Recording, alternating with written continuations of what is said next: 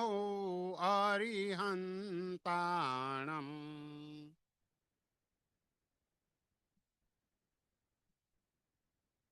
ॐ नमो सिद्धाणम्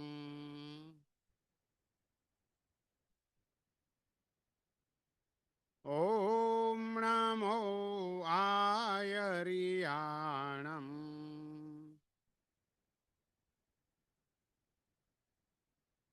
ॐ नमो वज्रायाणम्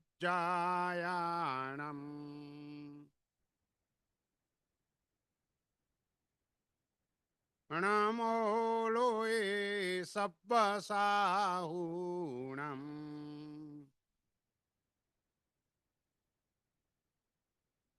एषो पञ्चणमुक्कारो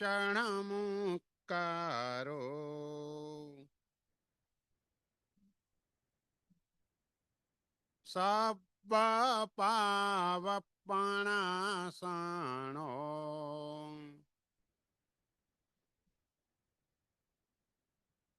मङ्गलानं च सब्बेसिम्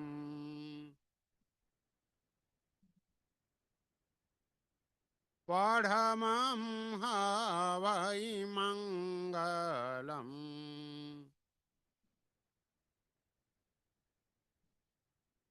चत्तारि मङ्गलम् अरिहन्ता मङ्गलम् सिद्धा मङ्गलम् साहू मङ्गलम् केवली पन्नत्तो धम्मो मङ्गलम्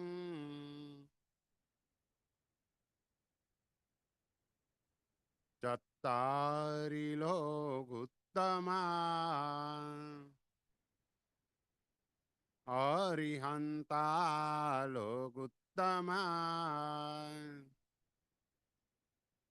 सिद्धा लोगुत्तमा साहू लोगुत्तमा केवली पन्नत्तो धम्मो लोगुत्तमो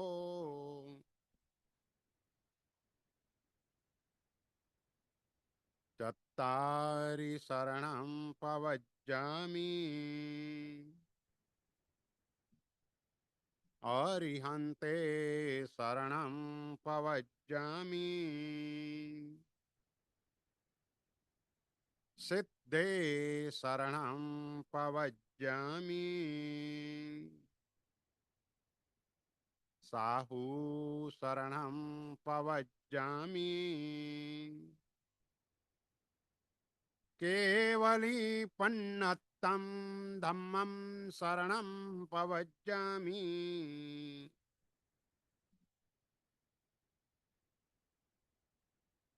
निब्बाणमग्गे वरजानकप्पम्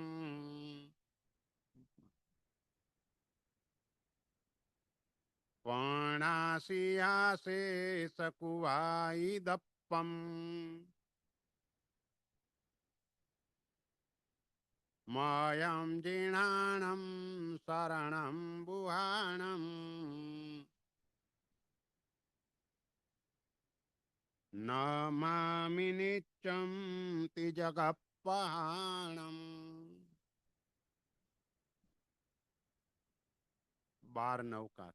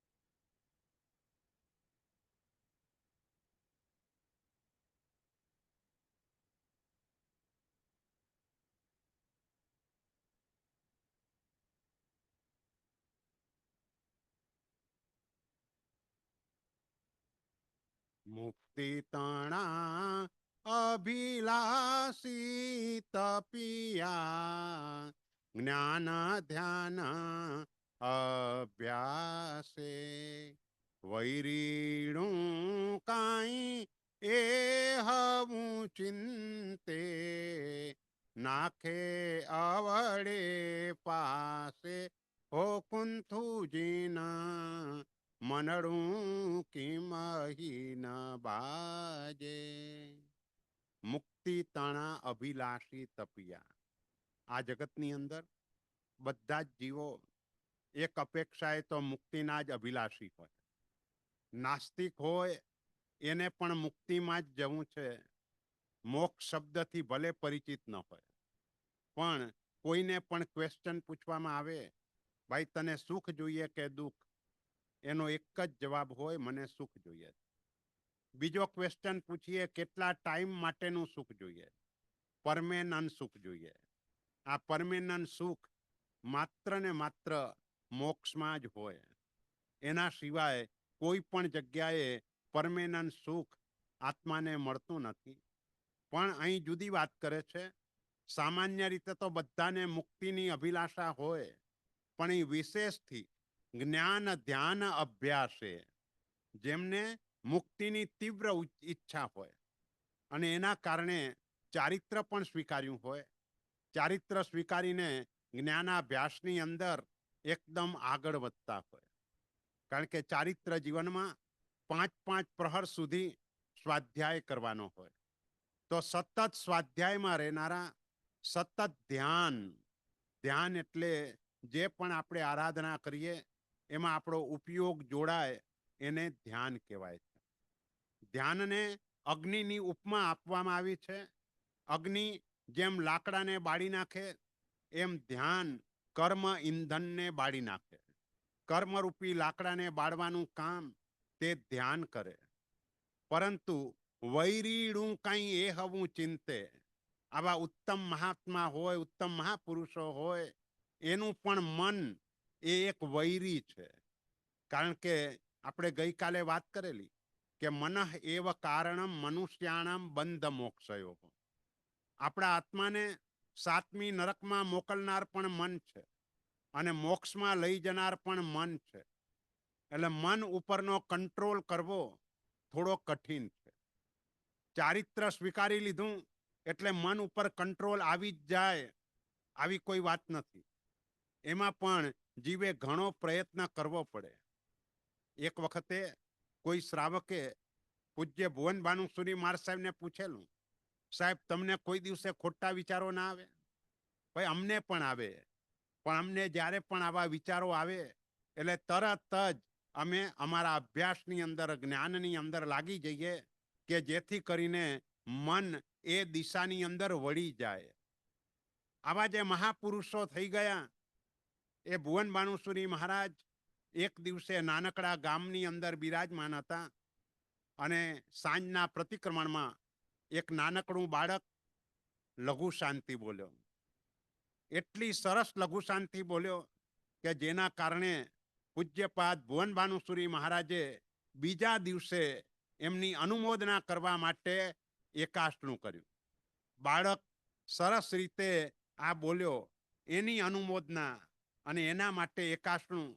એટલે આ મહાપુરુષો હંમેશા આવી રીતે તકને શોધતા હોય અને આ રીતે મનને ડાયવર્ટ કરતા હોય છે. એટલે આપણે પણ આપણા મનને, મોટા ભાગે આપણું મન વિષય કસાયની અંદર ખૂંચેલું છે. 5 ઇન્દ્રિયોના 23 વિષયો અને 4 કસાયો એ તરફ મનનું ખેંચાણ રહ્યા કરતું હોય છે. પણ ત્યાંથી આપણા મનને આપણે ઉઠાવી લેવાનું છે. સિદ્ધશિલા ઉપર પણ આપણે અનંત વખત જઈને આવ્યા, પણ કર્મ સાથે લઈને ગયેલા, એકેન્દ્રિય જીવ સ્વરૂપે ગયેલા. એટલે સિદ્ધશિલાનો સ્પર્શ કરવા છતાં પણ આપણને કોઈને સિદ્ધના સુખનો અનુભવ ન થયો. જેમ કોઈ માખી નાકમાં વિષ્ટા ભરેલી હોય અને ગુલાબના છોડ પર જઈને બેસે તો એની સુગંધ એને ના આવે, કારણ કે નાકમાં વિષ્ટા ભરેલી છે. એમ આપણે પણ કર્મની વિષ્ટા લઈને જઈએ તો જે આત્માનો આનંદ સિદ્ધશિલા ઉપર જવા છતાં પણ માણી ન શકાય. આત્માનો આનંદ માણવો હોય તો આ કર્મની વિષ્ટા એને સાફ કરવાની છે.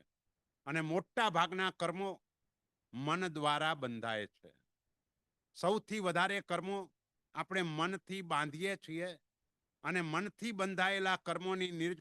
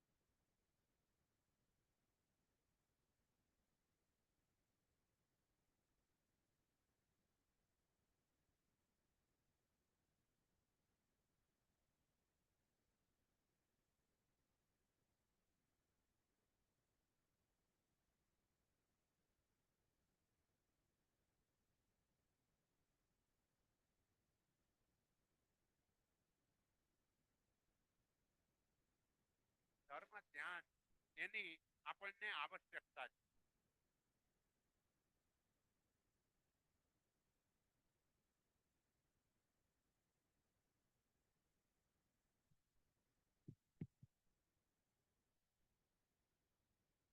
ધર્મ ધ્યાન એની આપણને વિશેષ આવશ્યકતા છે. કારણ કે પરમાત્માની આજ્ઞા એને સતત નજર સામે રાખી અને આપણી જો પ્રવૃત્તિ થતી હોય તો એ ધર્મ ધ્યાનની કોટીની અંદર આવી શકે. એટલે આવા મહાપુરુષો કે જે મહાપુરુષો ચારિત્ર સ્વીકારીને જ્ઞાન ધ્યાન એની અંદર મસ્ત હોય તો પણ મન ગમે ત્યારે ગમે ત્યાં ભાગી જાય. એક જગ્યાએ સ્થિર એને રાખવું ઘણું કઠિન છે. અને એને સ્થિર કરવા માટે જ્યાં સ્થિર કરવું હોય એ બાબતમાં રુચિ વધારવી પડે. જ્યાં રુચિ હોય ત્યાં મનની સ્થિરતા થાય. જ્યાં રુચિ ન હોય ત્યાં મનની સ્થિરતા ન થાય. આપણા બધાની ડોલરમાં રુચિ છે. એટલે રાતના 2 વાગે પણ ઊંઘમાંથી ઉઠાડી અને $100 નોટોના બંડલો ગણવા બેસાડી દે તો એક પણ ભૂલ ના આવે. બીજી વખત ગણવાની ક્યાંય જરૂર ન પડે. પણ એ જ માણસ પૂરી 8 કલાકની ઊંઘ કરી હોય અને સવારે ઉઠે અને એક નવકારવાળી પણ હાથમાં પકડાવીએ તો એ કેટલાય વચ્ચે વિચારો આવી જાય. કેમ? બસ નવકારમાં રસ નથી.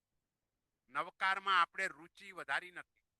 પંચ પરમેશ્વરી ભગવંતો તરફનો બહુમાન ભાવ પૂજ્ય ભાવ આપણે વધાર્યો નથી.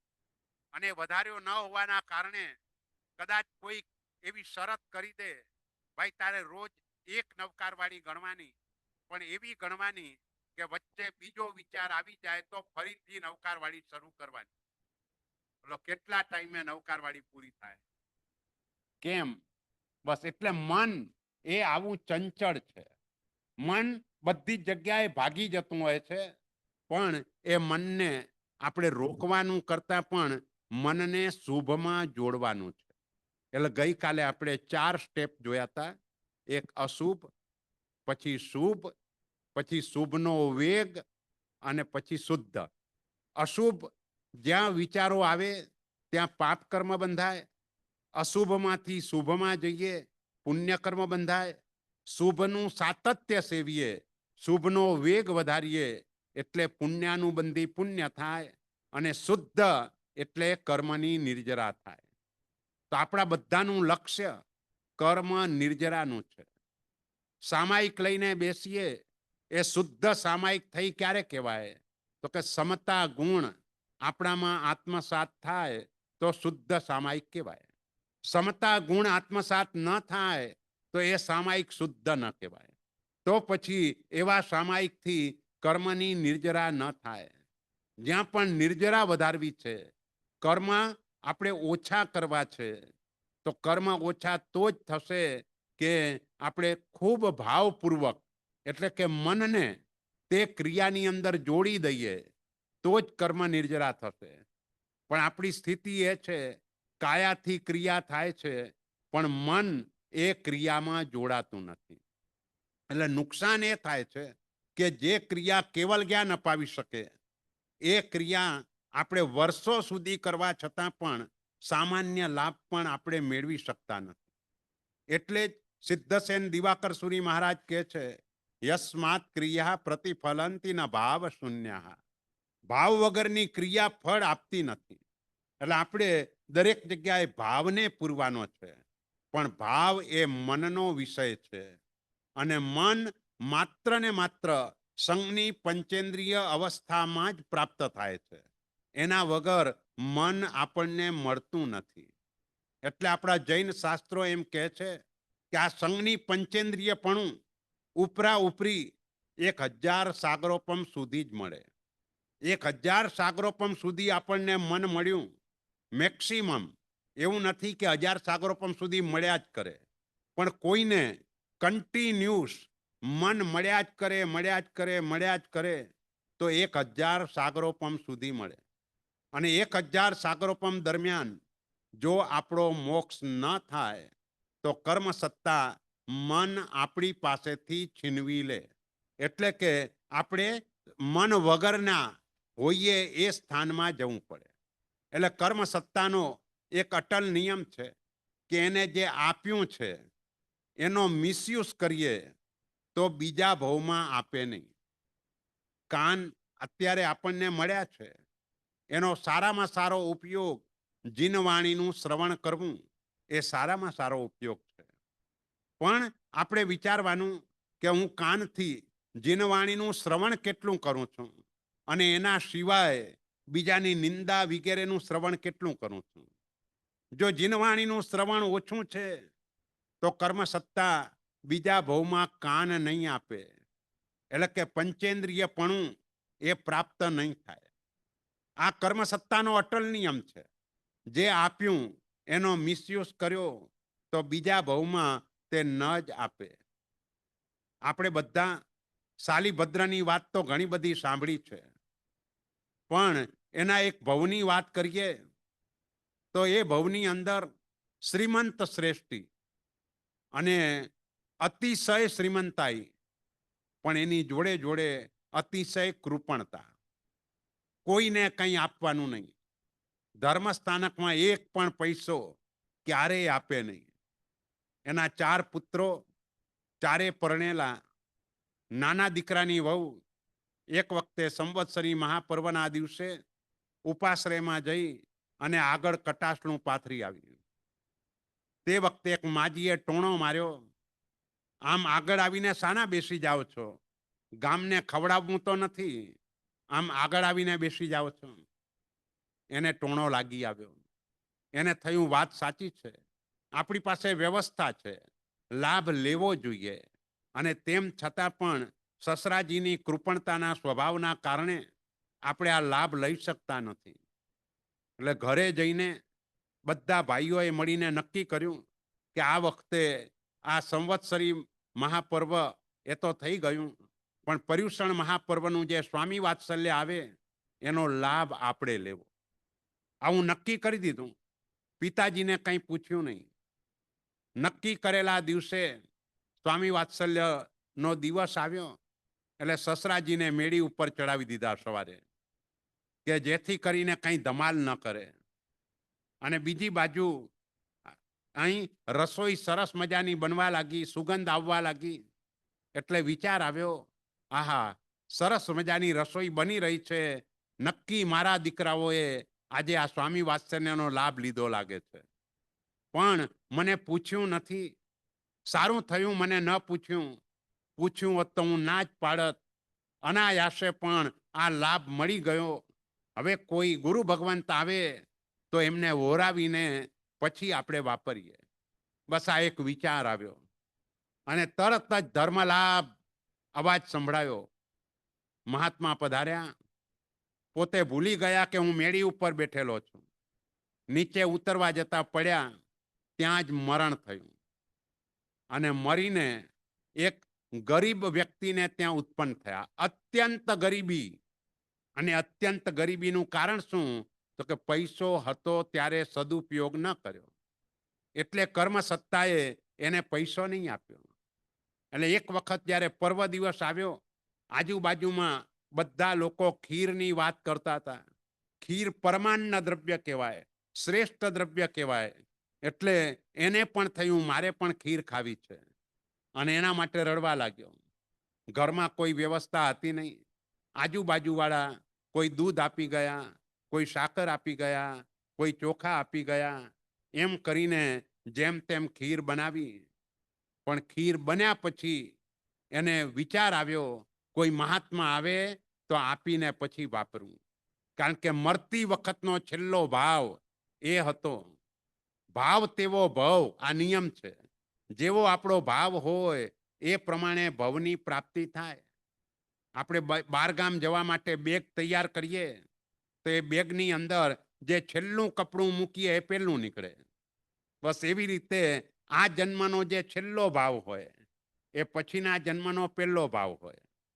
એટલે એને એ ભાવ ઘૂંટાયો અને ભાવપૂર્વક ખીર તો ઓરાવી દીધી, અને પછી સુકૃતની જે અનુમોદના કરી એના કારણે છેક શાલીભદ્ર તરીકે ઉત્પન્ન થયા. પણ આપણી મૂળ વાત એ છે કે જે મળ્યું હોય એનો જો દુરુપયોગ કરીએ તો બીજા ભાવમાં ન મળે. એટલે આપણને મન ઘણી મહેનતે મળ્યું છે, અને એનો જો દુરુપયોગ કરીએ, એનો દુરુપયોગ એટલે શું? તો કે એનો દુરુપયોગ એટલે આર્ત ધ્યાન, એનો દુરુપયોગ એટલે રૌદ્ર ધ્યાન, એનો દુરુપયોગ એટલે ખરાબ વિચારો, ખોટા વિચારો. આ બધો મનનો દુરુપયોગ કહેવાય. અને એ દુરુપયોગ બીજા ભાવમાં મન જ ના આપે.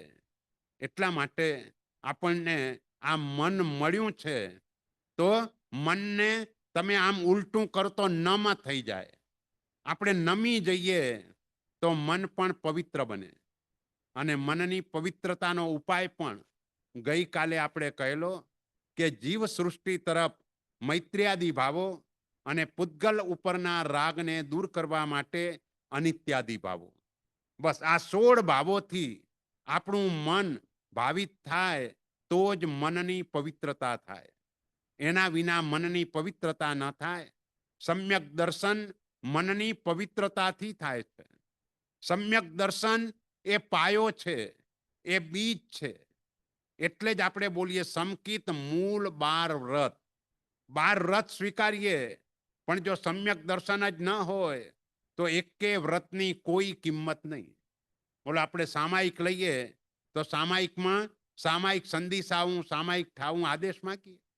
સામાયિક તો 9મું વ્રત છે, પણ એ 9મા વ્રતની ઇમારત ટકે કઈ રીતે? સમ્યક દર્શનથી ટકે. એટલે અહીં વિધિમાં શું કર્યું? તો કે એના પેલા મુહપત્તિનું પડી લેહણ મૂકી દીધું. શા માટે? બસ આ સમ્યક દર્શન ગુણની પ્રાપ્તિ થાય. પ્રાપ્ત થયેલું સમ્યક દર્શન એનું રક્ષણ થાય, એની વધારે શુદ્ધિ થાય. એટલા માટે મુહપત્તિનું પડી લેહણ છે. એના જે 40 કે 50 બોલવા પૂર્વક આપણે પડી લેહણ કરીએ છીએ, એનાથી સમ્યક દર્શન ન હોય તો પ્રાપ્ત થાય. પ્રાપ્ત થયેલું સમ્યક દર્શન નિર્મળ થાય, અને ત્યાર પછી સામાયિકના આદેશ માગીએ છીએ. બસ એવી રીતે આપણા જીવનમાં પણ આપણે જેમ વરસાદ ગમે તેટલો આવે, પહેલો જ વરસાદ સરસ મજાનો આવે, પણ ખેડૂતે બીજ જ ન વાવ્યું હોય તો એ વરસાદ ખેડૂત માટે શું કામનો? ખેડૂતે બીજ વાવ્યું હોય અને પછી સરખો વરસાદ આવે તો એ બીજમાંથી યોગ્ય પાક એને મળે. બસ એવી રીતે આપણા જીવનમાં પણ ધર્મનો વરસાદ હોય. દાન, શીલ, તપ, ભાવ, આ બધા ધર્મોનો વરસાદ આપણા જીવનમાં હોય, પણ સમ્યક દર્શનનું બીજ જ ન વાવ્યું હોય તો આ ધર્મથી મોક્ષ નામનું ફળ આપણને મળે નહીં. મોક્ષ નામનું ફળ તો જ મળે જો સમ્યક દર્શન નામનું બીજ આપણા આત્મામાં વવાયું હોય. અને સમ્યક દર્શન નામનું બીજ વાવવા માટે મનની પવિત્રતા જોઈએ. સૌથી પહેલા એ પવિત્ર બને તો જ સમ્યક દર્શન ગુણની ભૂમિકાએ પહોંચી શકાય. એટલે મનની અંદર સતત શુભ ભાવો આવ્યા કરે અને એ શુભ ભાવોમાંથી આપણે શુદ્ધ ભાવ એ લક્ષ્ય રાખીને આગળ વધીએ. લક્ષ્ય તો આપણા બધાનું નક્કી જ હોવું જોઈએ કે આપણે આ બધાનું લક્ષ્ય માત્ર ને માત્ર આપણા પોતાના ઘરે પહોંચવાનું છે. અને આપણું પોતાનું ઘર એટલે સિદ્ધ પદ. બીજા અન્ય દર્શનો કે ભાઈ ઈશ્વર એક જ છે. જો એક જ ઈશ્વર હોય તો જે થવાના હતા તે થઈ ગયા. હવે આપણે મહેનત શાના માટે કરવાની? જૈન દર્શન એમ કે ભાઈ આપણે પણ ઈશ્વર બની શકીએ, આપણે પણ ભગવાન બની શકીએ. તો આપણે ભગવાન બનવા માટે મહેનત કરવાની છે. અને ભગવાન બનવા માટેની મહેનત કરવામાં સૌથી પહેલું પગથિયું મનની પવિત્રતા. એના વિના ભગવાન બની ન શકાય. ભગવાન બનવા માટે આપણે મકરાણાથી પથ્થર લાવીએ અને એમાંથી ભગવાન બનાવવા હોય તો જે પથ્થરના નક્કામાં ભાગો હોય બધાને કાઢી નાખવા પડે એટલે ભગવાન બની જાય.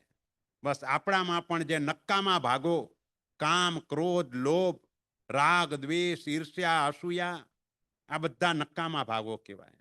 એ નક્કામાં ભાગો આપણામાંથી નીકળી જાય એટલે આપણે પોતે ભગવાન બની જઈએ. પણ એ નક્કામાં ભાગો કાઢવા માટે મન એના ઉપરનો કંટ્રોલ સૌથી પહેલો જોઈએ. કારણ કે આ મન જીમાં જીમાં જતન કરીને રાખું તીમાં તીમાં અળગું ભાજે. જેમ જેમ તમે એને બાંધવાનો પ્રયત્ન કરો તેમ તેમ એ વધારે ને વધારે દૂર ને દૂર ચાલ્યું જાય. એટલે એવા સમયે આપણે જે પણ ક્રિયા કરતા હોઈએ એમાં ઉપયોગ જોડવા માટે એ ક્રિયાનું મહત્વ સમજીએ, એ ક્રિયામાં આવતા સૂત્રો એના ગાઢ રહસ્યોને સમજીએ તો રુચિ ઊભી થાય. આનંદ ગંજી મહારાજા કે રુચિ અનુયાયી વીર્ય. તમારી જ્યાં રુચિ હોય ત્યાં વીર્ય સહજતાથી સ્ફુરે. એ તરફ આપણો પ્રયત્ન સહજતાથી થાય. એટલે આપણે પણ સાહજિક રીતે મન ઉપરનો જો કંટ્રોલ લાવવો હોય તો સૌથી પહેલા દેવ, ગુરુ અને ધર્મ એના તરફની રુચિ વધાર્યા કરવાની છે. આપણી દેવમાં સુદેવ, ગુરુમાં સુગુરુ અને ધર્મમાં પણ સુધર્મ એના તરફની રુચિ જેટલા અંશે વધતી જાય એટલા અંશે મન એ દેવ, ગુરુ અને ધર્મની આરાધનાની અંદર જોડાતું જાય. અને એ રીતે જોડાય તો પછી એક બાજુ પુણ્ય કર્મ પણ બંધાય, બીજી બાજુ આવતા કર્મોનો સંબર પણ થાય અને ત્રીજી તરફ જે સ્ટોકમાં આપણા આત્મા ઉપર કર્મો પડેલા છે એ કર્મો પણ ખરવા માંડે, નિર્જરા થવા લાગે. એક દિવસ એવો આવે કે આપણા બધા કર્મોથી મુક્ત થઈ અને આપણે મોક્ષમાં પહોંચી જઈએ. પણ એના માટેની પહેલામાં પહેલી શરત, જ્યારે સંઘની પંચેન્દ્રિય તરીકે આવ્યા છીએ ત્યારે દુર્લભમાં દુર્લભ કોઈ વસ્તુ મળી હોય તો આ મન છે. કાન તો પંચેન્દ્રિયપણામાં પણ મળે, અસંગની પંચેન્દ્રિયને પણ કાન હોય, આંખ ચૌરેન્દ્રિય અવસ્થામાં પણ હોય, નાક તેન્દ્રિય અવસ્થામાં પણ હોય, જીભ બેન્દ્રિય અવસ્થામાં પણ હોય અને શરીર તો જ્યાં સુધી મોક્ષે ન જઈએ ત્યાં સુધી નિગોદથી લઈને આ દિવસ સુધી આપણને મળ્યા જ કર્યું છે. એટલે પણ એ શરીર ઉપરનો રાગ એને દૂર કરવાનો છે. અને એ રાગ દૂર થાય તો જ મનની પવિત્રતા વધે. જ્યાં સુધી આ રાગ, આસક્તિ, એટેચમેન્ટ જ્યાં સુધી પણ સંસાર ઉપર છે ત્યાં સુધી મન એ દિશામાં જ દોડે. કારણ કે જ્યાં જવાબદારીઓ હોય ત્યાં મન વધારે દોડતું હોય છે. એટલે આપણી જવાબદારી આપણે નક્કી કરવાની છે કે ભાઈ મને કેટલું ચાલી શકે, બસ એટલું થઈ જાય એટલે સ્ટોપ થઈને વધારે ને વધારે ધર્મ પુરુષાર્થ એને આપણે પ્રધાનતા આપવાની છે. એટલે આપણે ત્યાં 4 પ્રકારના પુરુષાર્થ બતાવ્યા: ધર્મ, અર્થ, કામ અને મોક્ષ. પહેલો નંબર ધર્મને આપ્યો. કેમ? કારણ કે બધું ધર્મથી જ મળે છે. અર્થની પ્રાપ્તિ પણ ધર્મથી થાય છે, કામની પ્રાપ્તિ પણ ધર્મથી થાય છે અને મોક્ષની પ્રાપ્તિ પણ ધર્મથી થાય છે. પણ શુભ ધર્મ માત્ર અર્થ અને કામ આપીને અટકી જાય અને શુદ્ધ ધર્મ એ છેક અર્થ અને કામ આપે ખરા, પણ અર્થ અને કામમાં આપણું મન એમાં એકાકાર ન બને. આપણું મન એનાથી નિર્લેપ રહે. કમળની અંદર જેમ કાદવમાં ઉત્પન્ન થાય, પાણીથી વધે, રે બંનેથી નિર્લેપ અલિપ્ત, બસ એવી રીતે જ્યારે પણ સમ્યક દર્શન ગુણ આવે એટલે આપણે સંસારથી નિર્લેપ રહેવા લાગીએ. અને સંસારથી નિર્લેપ રહેવાનું છે. સૌથી પહેલો નંબર એ છે કે ચારિત્ર સ્વીકારી લઈએ. પણ એ કક્ષાએ આપણે પહોંચ્યા નથી. તો આપણા માટે શું? કે આપણા માટે આપણે સંસારમાં છીએ, પણ સંસારમાં આસક્ત થઈને ન રહીએ, રાજી થઈને ન રહીએ. સંસારની કોઈ પણ પ્રવૃત્તિ કરીને આનંદ ન માનીએ. સંસારની બધી જ પ્રવૃત્તિ છોડવા જેવી લાગે. રામચંદ્ર સુરી મહારાજની ત્રિપદી સંસાર છોડવા જેવો છે, સંયમ લેવા જેવું છે અને મોક્ષ મેળવવા જેવો છે. આ એમની ત્રિપદી હતી. ભગવાનની ત્રિપદી હતી ઉપન્નેયવા વિગમેયવા ધુવેયવા. ગણધર ભગવંતોના મસ્તક ઉપર જ્યારે પ્રદક્ષિણા ગણધર ભગવંતોએ આપી અને પહેલી પ્રદક્ષિણા પછી પૂછ્યું, ભયવામ કેમ તત્તમ? ત્યારે ભગવાન મહાવીરે કહ્યું, ઉપન્નેયવા. બીજી પ્રદક્ષિણા આપીને પૂછ્યું, ભગવાને કહ્યું, ધુવેયવા વિગમેયવા. ત્રીજી પ્રદક્ષિણા પછી પૂછ્યું તો કે ધુવેયવા. આ જગતની અંદર સર્વ પદાર્થો ઉત્પન્ન થાય છે, નાશ પણ પામે છે અને કાયમ પણ રહે છે. પર્યાયથી ઉત્પત્તિ અને નાશ હોય છે, દ્રવ્યથી સ્થિરતા હોય છે. આપણે દેવલોકમાંથી અહીં આવ્યા હોય તો દેવ પર્યાયનો નાશ થયો, મનુષ્ય પર્યાયની ઉત્પત્તિ થઈ અને આત્મા તરીકે આત્મા ધ્રુવ નિત્ય કાયમ છે. બંગડીમાંથી ચેન બનાવો, બંગડીનો નાશ, ચેનની ઉત્પત્તિ અને સોનું સોના તરીકે કાયમ.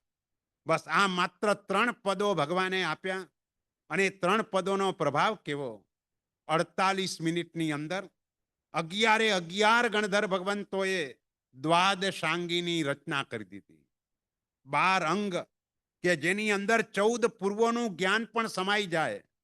આટલી બધી રચના, આપણે તો જે રચના કરી છે એને કંઠસ્થ કરવામાં કેટલો ટાઈમ જાય છે. માનતુંગ સુરી મહારાજે ભક્તામર સ્તોત્રની રચના કરી, એને તરત રચના કરી દીધી, પણ આપણે એને કંઠસ્થ કરવું હોય તો એ કેટલો ટાઈમ જાય. જ્યારે આ મહાપુરુષોએ આખી રચના જ 48 મિનિટની અંદર કરી દીધી, કેવો ક્ષયોપશમ થયો કર્મનો! બસ આવો ક્ષયોપશમ થવાનું કારણ શું? આ ક્ષયોપશમનું કારણ પણ મન જ છે.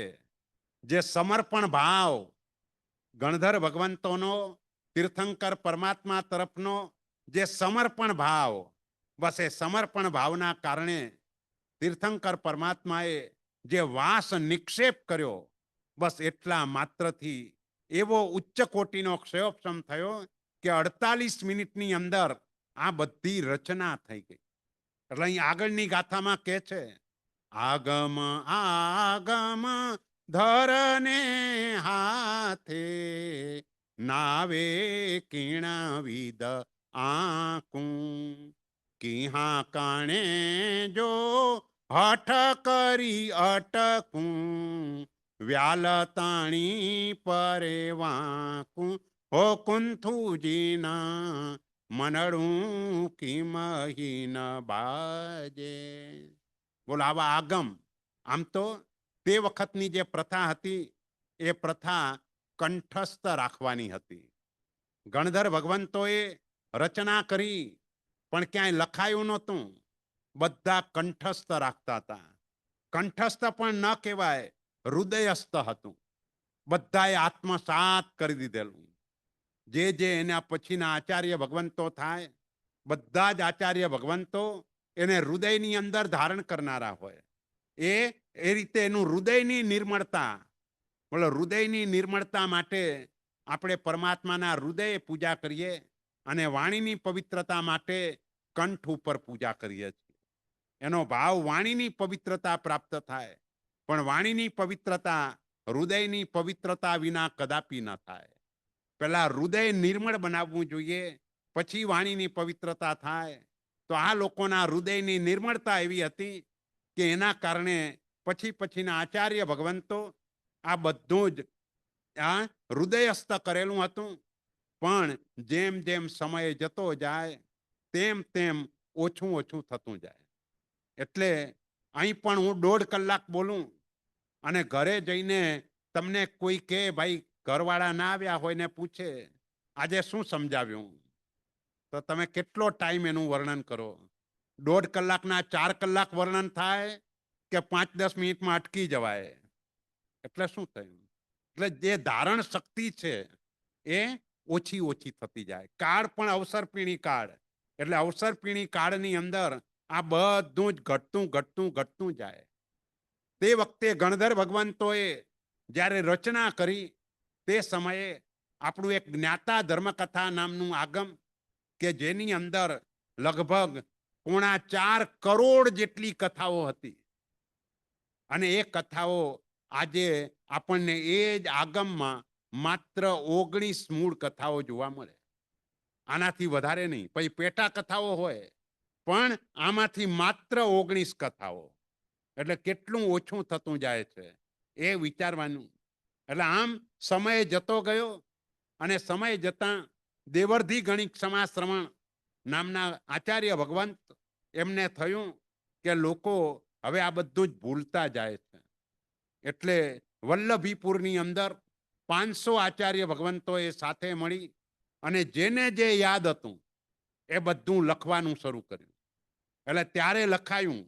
એટલે આપણે જે આગમ શબ્દ બોલીએ છીએ આ ગાથામાં, આગમ ધરને હાથ, એ આગમો આવ્યા ત્યારથી આમ રચના ભગવાનની હાજરીમાં થઈ ગઈ, પણ પછી એ લખાયા નહોતા.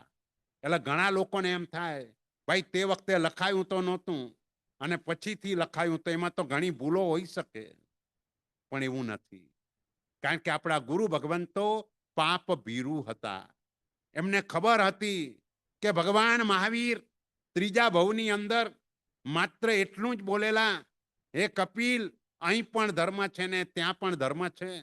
પોતાનો સંસાર 1 કરોડ સાગરોપમનો વધારી દીધેલો. એટલે આપણા મહાત્માઓ પાપ ભીરુ હતા. જેને જેટલું યાદ હતું લખ્યું. ક્યાંક મતાંતરો પણ આવ્યા, પણ એ મતાંતરોમાં લખી નાખ્યું તત્વ કેવલી ગમ્યા. કોઈ સંકલેશ નહીં, કોઈ ઝઘડા નહીં. જેને જે યાદ હતું એ લખીને નીચે લખ્યું તત્વ કેવલી ગમ્યા. એટલે ક્યાંય દોષ ના લાગે. તો એ આગમો નો વારસો આજે પણ છે.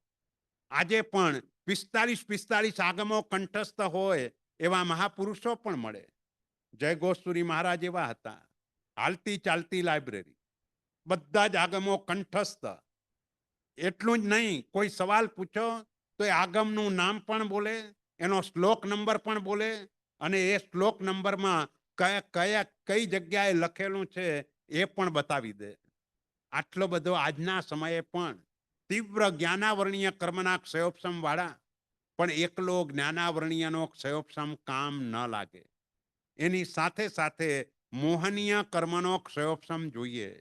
એટલે આપણે પણ આ જ્ઞાનાવરણીયનો ક્ષયોપશમ પ્રાપ્ત કરીને આખરે પ્રાપ્ત કરવાનો છે મોહનીયનો ક્ષયોપશમ. આપણે 8 કર્મમાં એનો જો સરદાર કોઈ હોય તો મોહનીય છે. એટલે આપણે સૌથી પહેલો હુમલો ત્યાં કરવાનો છે.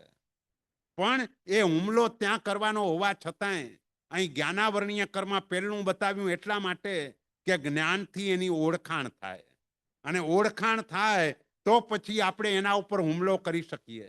એમને એમ હુમલો ન થાય. એટલે આ રીતે બધા ક્રમ પણ અહીં બતાવ્યા છે. એટલે અહીં આ આનંદગંજી મહારાજા કહે છે, આગમ ધરને હાથે નાવે કિણ વિધા આંકું. આવા આગમને ધારણ કરનારા મહાપુરુષો હોય, એ મહાપુરુષોને પણ આ મન ગમે તે વખતે પછાડી દે, ક્યાંય વાર ન લાગે. કારણ કે આજના આપણા જેટલા પણ ગુણો છે એ બધા જ ગુણો ક્ષયોપશમ ભાવના છે. ક્ષાયિક ભાવના ગુણ નથી. ક્ષાયિક ભાવ એટલે આવ્યા પછી કદાપી ન જાય એવા પ્રકારનો ભાવ એ આજે નથી. આજે આપણો ક્ષયોપસમ ભાવ છે અને એ કેવો છે તો કે ચીકણી માટી, એના ઉપર તમારે ઉપર ચડવું હોય તો કેટલું ધ્યાન રાખવું પડે. બસ ક્ષયોપસમ ભાવ પણ એવો છે કે ક્ષયોપસમ ભાવમાં તમારી પાસે ગમે તેટલો મોટો ને સારો ગુણ હોય, પણ ક્યારે વાવાઝોડું આવે અને ક્યારે ગુણ ચાલ્યો જાય એ કંઈ કહેવાય નહીં. કારણ કે નિકાચિત કર્મનો ઉદય થાય ત્યારે ભલભલાનું પણ ચાલે નહીં. તેવા સમયે એને વશ થવું જ પડે. એટલે મહાપુરુષોને પણ આવા જે આગમધર મહાપુરુષો હોય એને પણ નાવે કીણવિધ આંખું, એનું પણ મન અંકુશમાં રહેતું નથી, એનું પણ મન કંટ્રોલમાં રહેતું નથી. એટલે એવા મહાપુરુષો પણ મનને કંટ્રોલ કરવા માટે આખો એ દિવસ સમ્યક દર્શન, સમ્યક જ્ઞાન અને સમ્યક ચારિત્ર, એની આરાધના સતત ચાલ્યા કરતી હોય. સવારે વહેલા ઉઠે, વહેલા એટલે કેટલા વહેલા ઉઠે કે સનરાઈઝ પહેલા એક પ્રહર, એટલા વહેલા. એટલે અહીં સનરાઈઝ 6 વાગે થતો હોય તો 3 વાગે મોટા ભાગે એમને ઉઠવાનું હોય. તો એટલા વહેલા ઉઠીને પોતાની આરાધના બધી જ શરૂ કરી દે અને મન એ આરાધનાની અંદર જોડાયેલું રહે. જ્યાં મન એ આરાધનાથી ખસી જાય તો એમને પણ લાભ ન થાય. અને એટલે જ આપણે એમ કહીએ છીએ કે આજ દિવસ સુધી આપણે પણ કેટલી વખત દીક્ષા લીધી તો કે એક બાજુ મેરુ પર્વત 1,00,000 યોજનનો અને એ મેરુ પર્વત જેટલા ઓઘા ભેગા કરીએ એનાથી વધારે વખત આપણે દીક્ષા લીધી છે અને તોય આપણું આત્મકલ્યાણ નથી થયું. એ ન થવાનું કારણ શું કે ત્યાંય મનને ઠેકાણે રાખ્યું નહોતું, એટલે આપણું ઠેકાણું ત્યાં પડ્યું નહીં. મન એને પવિત્ર બનાવવાનું છે અને અનાદિથી મન આવી રીતે ટેવાયેલું છે. એટલે તે સમયે એને પવિત્ર બનાવવા માટે 16 ભાવનાઓથી ભાવિત થવા માટે જબરજસ્ત પુરુષાર્થ કરવો પડે છે. એના વિના મન એ રીતે એ કંટ્રોલમાં આવતું નથી. એટલે દરેક જગ્યાએ પોઝિટિવ એંગલ, બસ એ જ જોયા કરીએ અને એ તરફ જ આપણો દ્રષ્ટિકોણ હોય તો જ આના ઉપર કંઈક અંશે આપણે કંટ્રોલ લાવી શકીએ, નહીતર કંટ્રોલ ના આવે. પન્યાસ ભદ્રંકર વિજયજી મહારાજા જેવા કેવા ઉત્તમ મહાપુરુષ થયા કે જેની પવિત્રતા, પણ એ પવિત્રતાનું કારણ એ હતું કે મૈત્ર્યાદિ 4 ભાવો એટલા બધા આત્મસાત કરેલા કે જેના કારણે આખું જીવન નવકારમય થઈ ગયું. આખા જીવનની અંદર નવકારને જ ઘૂંટ્યો, નવકાર સિવાય કંઈ નહીં. કારણ કે નવકાર એ 14 પૂર્વનો સાર છે. નવકારનો વિસ્તાર કરો, એનો વિસ્તાર 14 પૂર્વ જેટલો થાય અને 14 પૂર્વ એટલે એક પલ્લામાં 16,383 એટલા એલિફન્ટ મૂકો અને બીજા પલ્લામાં એના વજન જેટલી સૂકી સાઈ અને સૂકી સાઈને ભીની કરીને જેટલું લખાય એટલું જ્ઞાન 14 પૂર્વમાં હોય. તો આવા 14 પૂર્વધર મહાપુરુષો એ પણ આપણે ત્યાં થઈ ગયા, પણ મને આ મન એ એમની પણ બાજી બગાડી દે. પ્રસમરતિની અંદર ઉમા સ્વાતિજી મહારાજા કે જેમને તત્વાર સૂત્રની પણ રચના કરી અને પ્રસમરતિ નામનો ગ્રંથ એની રચના પણ ઉમા સ્વાતિજી મહારાજાએ કરી. એમાં એક ગાથામાં એમણે લખ્યું કે એવા અનંત આત્માઓ નિગોદમાં બેઠેલા છે કે જે ભૂતકાળમાં 14 પૂર્વના જ્ઞાની હતા. બોલો, આટલા જ્ઞાની મહાપુરુષો એવા પણ નિગોદની અંદર કે જ્યાં 48 મિનિટની અંદર 65,536 વખત જન્મ મરણ કરવાના. આપણે એક શ્વાસ લઈએ એટલી વારમાં 18 વખત જન્મ થઈ જાય અને 17 વખત મરણ થઈ જાય. આવા ભવો આ 14 પૂર્વધર મહાપુરુષોને પણ પરંપરાએ કરવા પડે. કેમ? કારણ શું? મન, પ્રમાદ. આપણો વધારે સમય એક અપેક્ષાએ જોવા જઈએ તો પ્રમાદમાં જાય છે. ભગવાન મહાવીર એટલે જ ગૌતમ સ્વામીને વારંવાર કહેતા સમયમ ગોયમ મા પમાયે. ગૌતમ સ્વામીનું નામ બોલીને કહેતા હતા, પણ હકીકતમાં ગૌતમ સ્વામી કરતા આપણને બધાને કહેવાનું હતું. આજથી 50, 60, 70 વર્ષ પહેલાનો જમાનો એ હતો કે કંઈ પણ કોઈને ઘરમાં કેવું હોય તો બીજા કોઈને ન કહે, પોતાની જ પત્નીને કહે. એટલે ઘરવાળા બીજા બધા સમજી જાય કે આ મને કહે છે.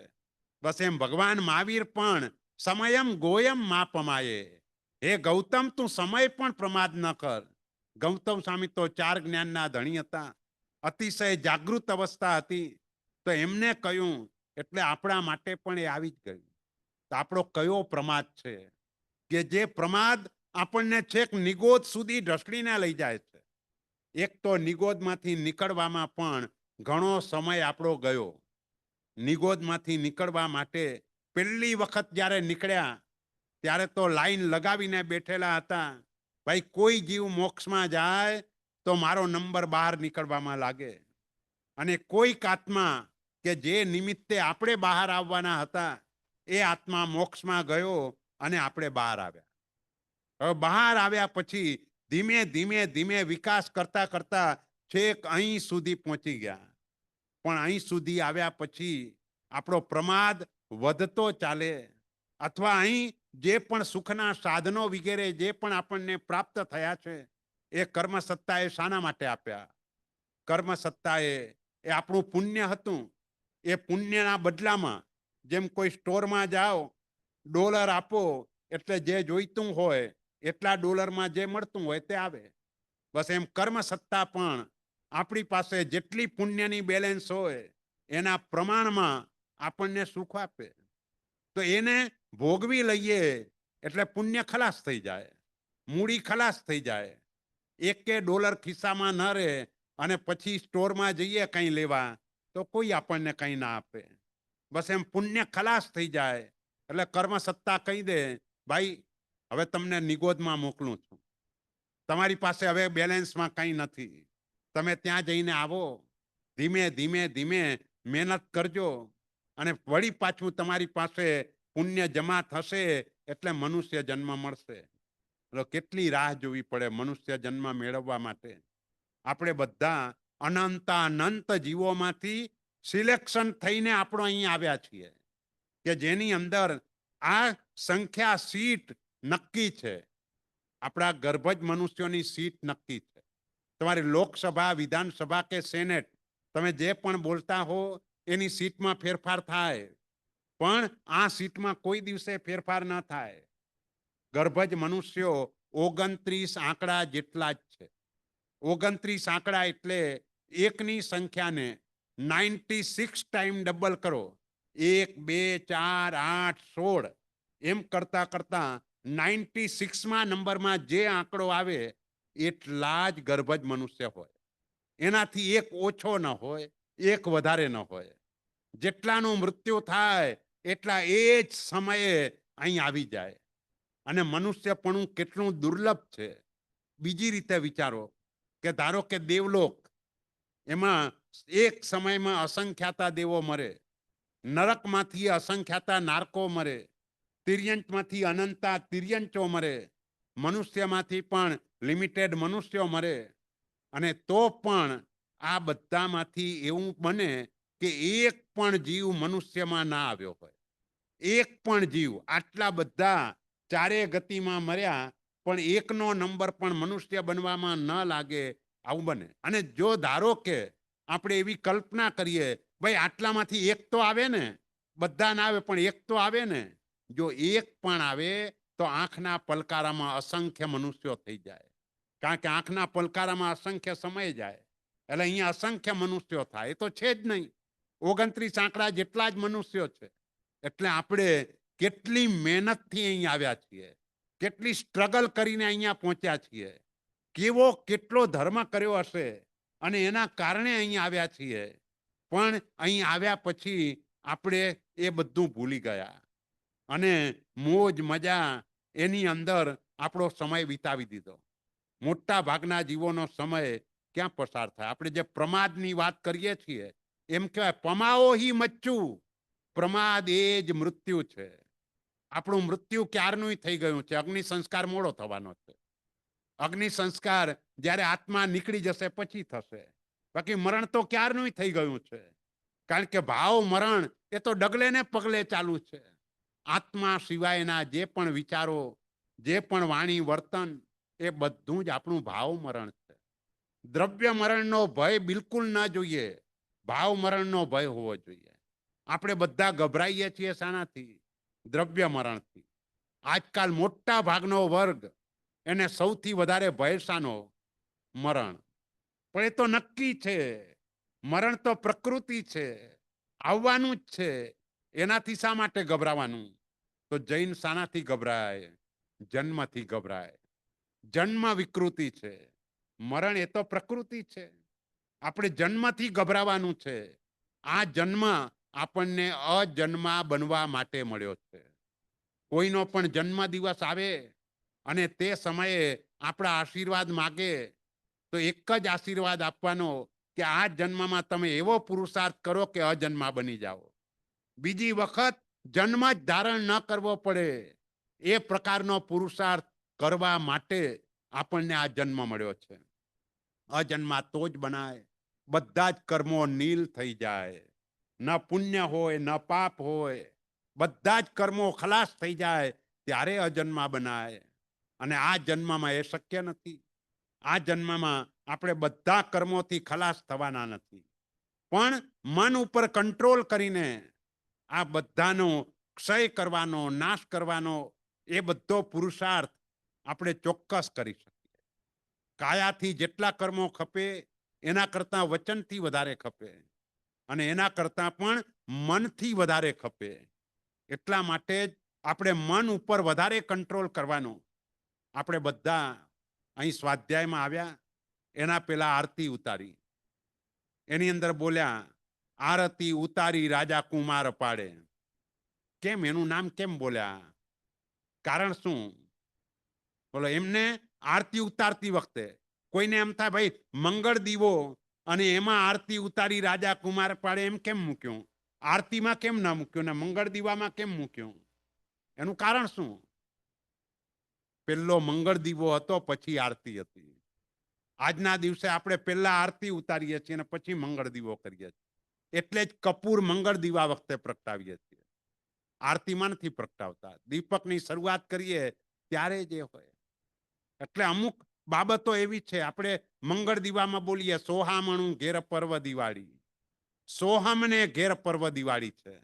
સોહમ એટલે સૌધર્મ ઇન્દ્ર, એના ઘરે દિવાળીનું પર્વ આવ્યું. સોહામણું ઘેર નહીં, પણ સોહમ ને ઘેર પર્વ દિવાળી. તો એવી રીતે અહીં બોલી આરતી ઉતારી રાજા કુમાર પાડે. કેમ? કારણ શું? કુમારપાળ મહારાજાને એ ઉતારતી વખતે એમને નિયમ લીધેલો, અને નિયમ એ હતો કે મનથી પાપ થઈ જાય તો ઉપવાસ કરીશ, વચનથી પાપ થઈ જાય તો આયંબિલ કરીશ, કાયાથી પાપ થઈ જાય તો એકાશનું કરીશ. બોલો, આપણે આવો નિયમ લઈએ તો શું થાય? મનથી પાપ થઈ જાય તો ઉપવાસ કરવાનો. કેટલા ઉપવાસ કરવાના આવે? રોજ ઉપવાસ આવે. પણ એવું ન બને. તમારી જાગૃતિ વધે. હંમેશા તમે જ્યારે પણ નિયમ આ રીતે લો એટલે તમારી જાગૃતિ ઘણી બધી વધી જાય. એટલે જાગૃતિ વધારવા માટે આપણા દંડને આપણે વધારવાનો. જેટલો દંડ તમે વધારે રાખો એટલી જાગૃતિ વધે.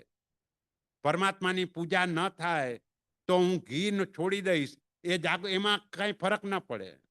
પણ પૂજા ન થાય એ દિવસે 100 ખમાસમણ ઊભા થઈને મારે આપવાના, અથવા તો $500 ભંડારમાં નાખવાના, તો કયો દિવસ પૂજા વગરનો રહે? દરેક દિવસે થાય. એટલે જાગૃતિને હંમેશા વધારવી હોય તો એ રીતે જ નક્કી કરવું પડે, તો જ જાગૃતિ વધે. કુમારપાળ મહારાજાએ નક્કી કર્યું, ભાઈ મનથી પાપ થઈ જાય. કોનો 18 દેશની જવાબદારી છે. આપણા ઉપર કેટલી જવાબદારી? એના ઉપર 18 દેશની જવાબદારી. અને તેમ છતાંય આવો નિયમ. અને 18 દેશની જવાબદારીમાં 65 વર્ષની ઉંમરે ભણવાનું શરૂ કર્યું છે. 65 વર્ષની ઉંમરે. અને એ પણ સિદ્ધ એમ વ્યાકરણ. પોતાના ઘરેથી રાજસભામાં નીકળે એવા સમયનો ટાઈમ ફાજલ ન જાય.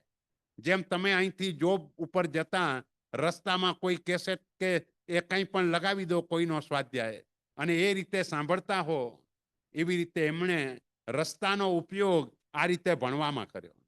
અને 65 વર્ષની ઉંમરે પણ એમને ભણવાનું ગમતું હતું. બોલો આપણને કેટલું ગમે છે ભણવાનું? નવું નવું ભણવાનું એ તો ચાલુ રહેવું જ જોઈએ.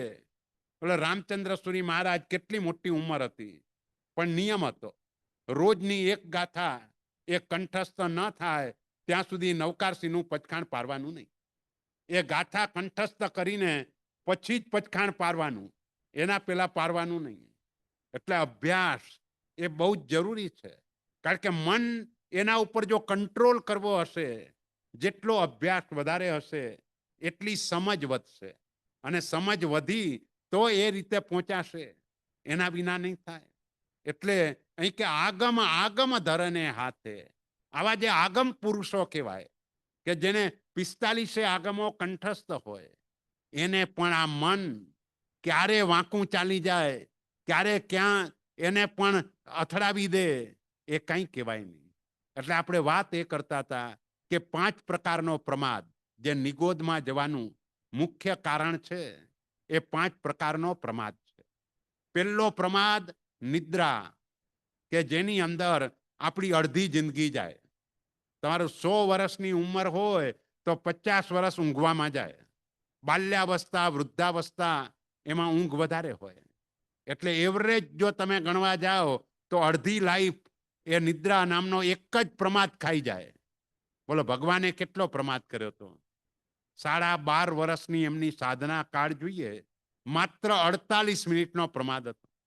અને ભગવાન ઋષભદેવ એમનો કેટલો 1000 વર્ષ એટલો છદ્મસ્ત કાળ, અને 1000 વર્ષમાં એમનો પ્રમાદ માત્ર 24 કલાક હતો, આનાથી વધારે નહીં. અને આપણો પ્રમાદ કેટલો, આપણે એ રીતે સરખાવો. ભાઈ આટલો નહીં, પણ આહાર અને ઊંઘ બે વસ્તુ એવી છે કે જેટલી ઘટાડો એટલી ઘટે, જેટલી વધારો એટલી વધે. પણ ક્યારે થાય? ઊંઘને પણ ઓછી કરવી હોય તો ઊંઘ ઓછી કેમ થાય? ત્યાં પણ ભગવાનની આજ્ઞાનું પાલન. કઈ આજ્ઞાનું પાલન? કે ભગવાને રોજ ઉણોદરી રાખવાનું કહ્યું છે. ઉણોદરી રાખીએ, પણ ઉણોદરી એટલે શું? રોજનો આપણો આહાર કેટલો? રોજનો પુરુષનો 32 કોળિયા જેટલો, અને બહેનોનો 28 કોળિયા જેટલો. બસ આટલો જ આહાર, આનાથી વધારે આહાર નહીં. આનાથી શરીર તમારું ટકે, શરીર ચાલે, કોઈ તકલીફ ન પડે. એક વખતે ભુવન ભાનુસુરી મહારાજ એ વર્ધમાન તપની ઓળીઓ ચાલુ હતી, 18 ઓળી કરી, અને પછી એમ લાગ્યું કે આ સ્વાધ્યાય ને બધામાં તકલીફ પડે છે, આંબિલ છોડી દીધા. ચેન્નાઈથી એક શ્રાવક આવ્યા અને પૂછ્યું, સાહેબ સાતામાં? તો કે હવે આંબિલ નથી કરતો. કેમ આંબિલ છોડ્યા? એટલે એમને કહ્યું કે આની અંદર મન ચોંટતું નથી, કઈ ને કઈ ઓલો પ્રમાદ થાય છે. તો ભગવાન કોઈ દિવસે એવો તપ બતાવે કે એનાથી આપણને પ્રમાદ થાય? તરત જ ભુવન ભાનુસુરી મહારાજ એ બોલ્યા કે નહીં, વાત તો સાચી છે. અને પછી એમને પાછી વર્ધમાન તપની ઓળીઓ શરૂ કરી, 108 સુધીની ઓળી કરી. એટલે મનને સમજાવવાનું છે, ભાઈ આ ખોરાક આટલો હોય તો ઘણો થઈ ગયો, આનાથી વધારે આહાર એની આપણા શરીર માટે આવશ્યકતા જ નથી. બસ 32 ને 28 કોળિયા આટલો આહાર લો, પછી ઊંઘ કેટલી આવે? આપણે તો આમ ભરપેટ જમીએ તો પછી ઊંઘ આવવાની જ છે, એ ઊંઘ વધારે આવે. એટલે અહીં ઊંઘનું પ્રમાણ એ ઘટાડવાનું છે, અને તો જ સાધના થશે. સાધના હંમેશા બ્રાહ્મ મુહૂર્તની અંદર થાય. સવારે વહેલા ઉઠો તો થાય, પણ વહેલા ઉઠવાનું થાય જ નહીં. કારણ કે આ નિદ્રા નામનો પ્રમાદ એ આપણને આ રીતે રખડાવ્યા કરે. એટલે બાકી તો સુવાનું જ છે. એકેન્દ્રિયપણામાં ને બધામાં કઈ જાગૃતિ નથી. એક જ આ જન્મ, જે બહુ જ ઓછા વર્ષો કહેવાય. કારણ કે આપણને જે 100 વર્ષ આપણે બોલતા હોઈએ છીએ, પણ 100 વર્ષમાં અમુક ઉંમર પછી તો આપણું પોતાની બેલેન્સ પણ નથી રહેતું. એટલે કંઈ કહેવાય નહીં. એટલે જે વખતે બાલ્યાવસ્થાથી જો શરૂ કરીએ તો કંઈક સંસ્કાર પડે, અને આગળ જતા આપણે એ રીતે આગળ વધી શકીએ. પણ આ પ્રમાદ એ ઓછો કરવા જેવો છે. નિદ્રા નામનો પ્રમાદ. બીજો વિષયોનો પ્રમાદ. પાંચે ઇન્દ્રિયોના 23 વિષયો. મનગમતા વિષયો મળે એટલે રાગ કરીએ, ન ગમતા વિષયો આવે એટલે દ્વેષ ભાવ થાય. તો એ પણ આપણે છોડવાના છે. જે પણ સારું કે ખરાબ મળે છે એ બધાનું કારણ આપણા પોતાનું પુણ્ય ને પાપ કર્મ છે. બસ પછી આપણે એના માટે વધારે ફાંફા મારવાની કોઈ જરૂર નથી. જેટલું આપણું પુણ્ય છે એના પ્રમાણમાં જ મળવાનું છે. આનાથી વધારે મળવાનું જ નથી. પછી પુરુષાર્થ વધારે કરવાની શી આવશ્યકતા છે? બોલો, પુરુષાર્થ આપણે કેટલો કરવાનો એ પણ બતાવ્યું. આપણે અર્થ પુરુષાર્થ પૈસા કમાવાના, કારણ કે ગૃહસ્થ જીવન છે. ગૃહસ્થ જીવનમાં પૈસાની જરૂર પડવાની, પણ એના માટે પુરુષાર્થ કેટલો કરવાનો. તો આપણે ત્યાં આપણી દિનચર્યા શું બતાવી? શ્રાવક તું ઉઠે પ્રભાત, 4 ઘડી લે પાછલી રાત. એટલે શ્રાવકને જાગવાનું ક્યારે? તો કે સનરાઈઝ થાય એની 4 ઘડી પહેલા. 4 ઘડી એટલે 96 મિનિટ, 1.5 કલાક અને ઉપર 6 મિનિટ. આટલા વહેલા આપણે જાગી જવાનું હોય. એટલે 6 વાગે અત્યારે સનરાઈઝ થતો હોય તો 4:30ની પહેલા આપણે જાગી જવું જોઈએ. અને જાગી જઈને સામાયિક પ્રતિક્રમણ, એની ક્રિયા પણ એ પ્રકારની કે બરાબર સનરાઈઝ થાય તે વખતે વંદિતું આવે એ રીતે એ પ્રતિક્રમણની ક્રિયા કરે. એ ક્રિયા કર્યા પછી જીન મંદિર દર્શન કરવા જાય, ઘરે આવીને નવકારસી વાપરે, પછી જીનવાણીનું શ્રવણ કરવા જાય, જીનવાણીનું શ્રવણ કરી આવી અને પરમાત્માની અષ્ટપ્રકારી પૂજા મધ્યાહન કાળની કરે. એ પૂજા કર્યા પછી ઘરે આવીને વાપરીને વામ કુક્ષી 10-15 મિનિટ માટે પણ આરામ કરે અને પછી ઘરેથી પૈસા કમાવા માટે બહાર નીકળે. અને આવી જવાનું ક્યારે? તો કે સનસેટ થાય એની 48 મિનિટ પહેલા વાપરી લેવાનું. એટલે એની 48 મિનિટ પહેલા ઘરે આવી જવાનું. એટલે સનસેટના 1.5 કલાક પહેલા ઘરે આવી જવાનું. અને જવાનું ક્યારે? 1:30-2 વાગે બહાર નીકળવાનું. સનસેટના આ 1.5 કલાક પહેલા ઘરે આવી જવાનું. આજ તો તમારો જોબનો ટાઈમ જ 8 કલાકનો. તો આને ક્યાં મેળ ખાય? એટલે જે અર્થ પુરુષાર્થ એ આટલો જ કરવાનો છે. આપણા જીવન જીવવા માટે આનાથી વધારે પુરુષાર્થની જરૂર જ નથી. પણ આપણે વધારે પુરુષાર્થ કરીએ છીએ એટલા માટે આપણે આપણી જરૂરિયાતો વધારી દીધી છે. જરૂરિયાતો વધારી એટલે વધારે મહેનત કરવી પડે છે. અને જેટલી અહીં વધારે મહેનત કરવા જઈએ એ બધો કાપ ક્યાં લાગે? ધર્મમાં. હંમેશા ચાલશે શબ્દનો ઉપયોગ ક્યાં થાય? બોલો, સામાયિક નહીં થાય તો, પૂજા નહીં થાય તો, સ્વાધ્યાયમાં નહીં જવાય તો, ત્યાં જ ચાલશે. જોબમાં ચાલશે શબ્દ નથી વપરાતો, કે સ્કૂલમાં જવાનું હોય તો ચાલશે શબ્દ નથી વપરાતો, વ્યવહારમાં ક્યાંય જવાનું હોય તો ચાલશે શબ્દનો ઉપયોગ નથી કરતા. એટલે આ જાણે વધારાનું હોય એટલે આપણે ત્યાં ચાલશે. પણ ચાલશે એવું કરવા ગયા તો કર્મસત્તા આપણને ચલાવી દેશે. એ દુર્ગતિની અંદર આપણને ધકેલી દેશે. કે જે આપણું આ નાનકડું જીવન જે આપણને મળ્યું છે એ નાનકડા જીવનથી આપણે અનેક ભવોની પરંપરાને સુધારવાની છે. ખાલી એક વખત દુર્ગતિમાં ગયા એટલે કામ પતી નથી જતું. એક વખત દુર્ગતિમાં ગયા એટલે દુર્ગતિની હારમાળા ચાલવાની છે, પરંપરા ચાલવાની છે. એના બદલે આ એક ભવની અંદર એવી મહેનત કરી દઈએ કે આખી ભવની પરંપરા સુધરી જાય. ઘણા લોકો એમ બોલે, ભાઈ શાક બગડે તો દિવસ બગડે, અથાણું બગડે તો વરસ બગડે, બૈરી બગડે તો ભવ બગડે. આવું બોલતા હોય છે લોકો. એક કહેવત છે. પણ અહીં કહેવતને હજુ આગળ વધારવી હોય તો એમ કહેવાય કે બૈરી બગડે તો ભવ નહીં, આખી ભવની પરંપરા બગડે. કારણ કે સતત આર્ત ધ્યાનમાં તમે રહો, સતત રૌદ્ર ધ્યાનમાં રહો, અને આર્ત અને રૌદ્ર ધ્યાન ભવની પરંપરા આખી બગાડી દે. એટલે મનને સમજાવવાનું છે, ભાઈ તારે સારા ભાવોમાં જ રહેવાનું છે. દરેક જગ્યાએ પોઝિટિવ જ જોવાનું છે.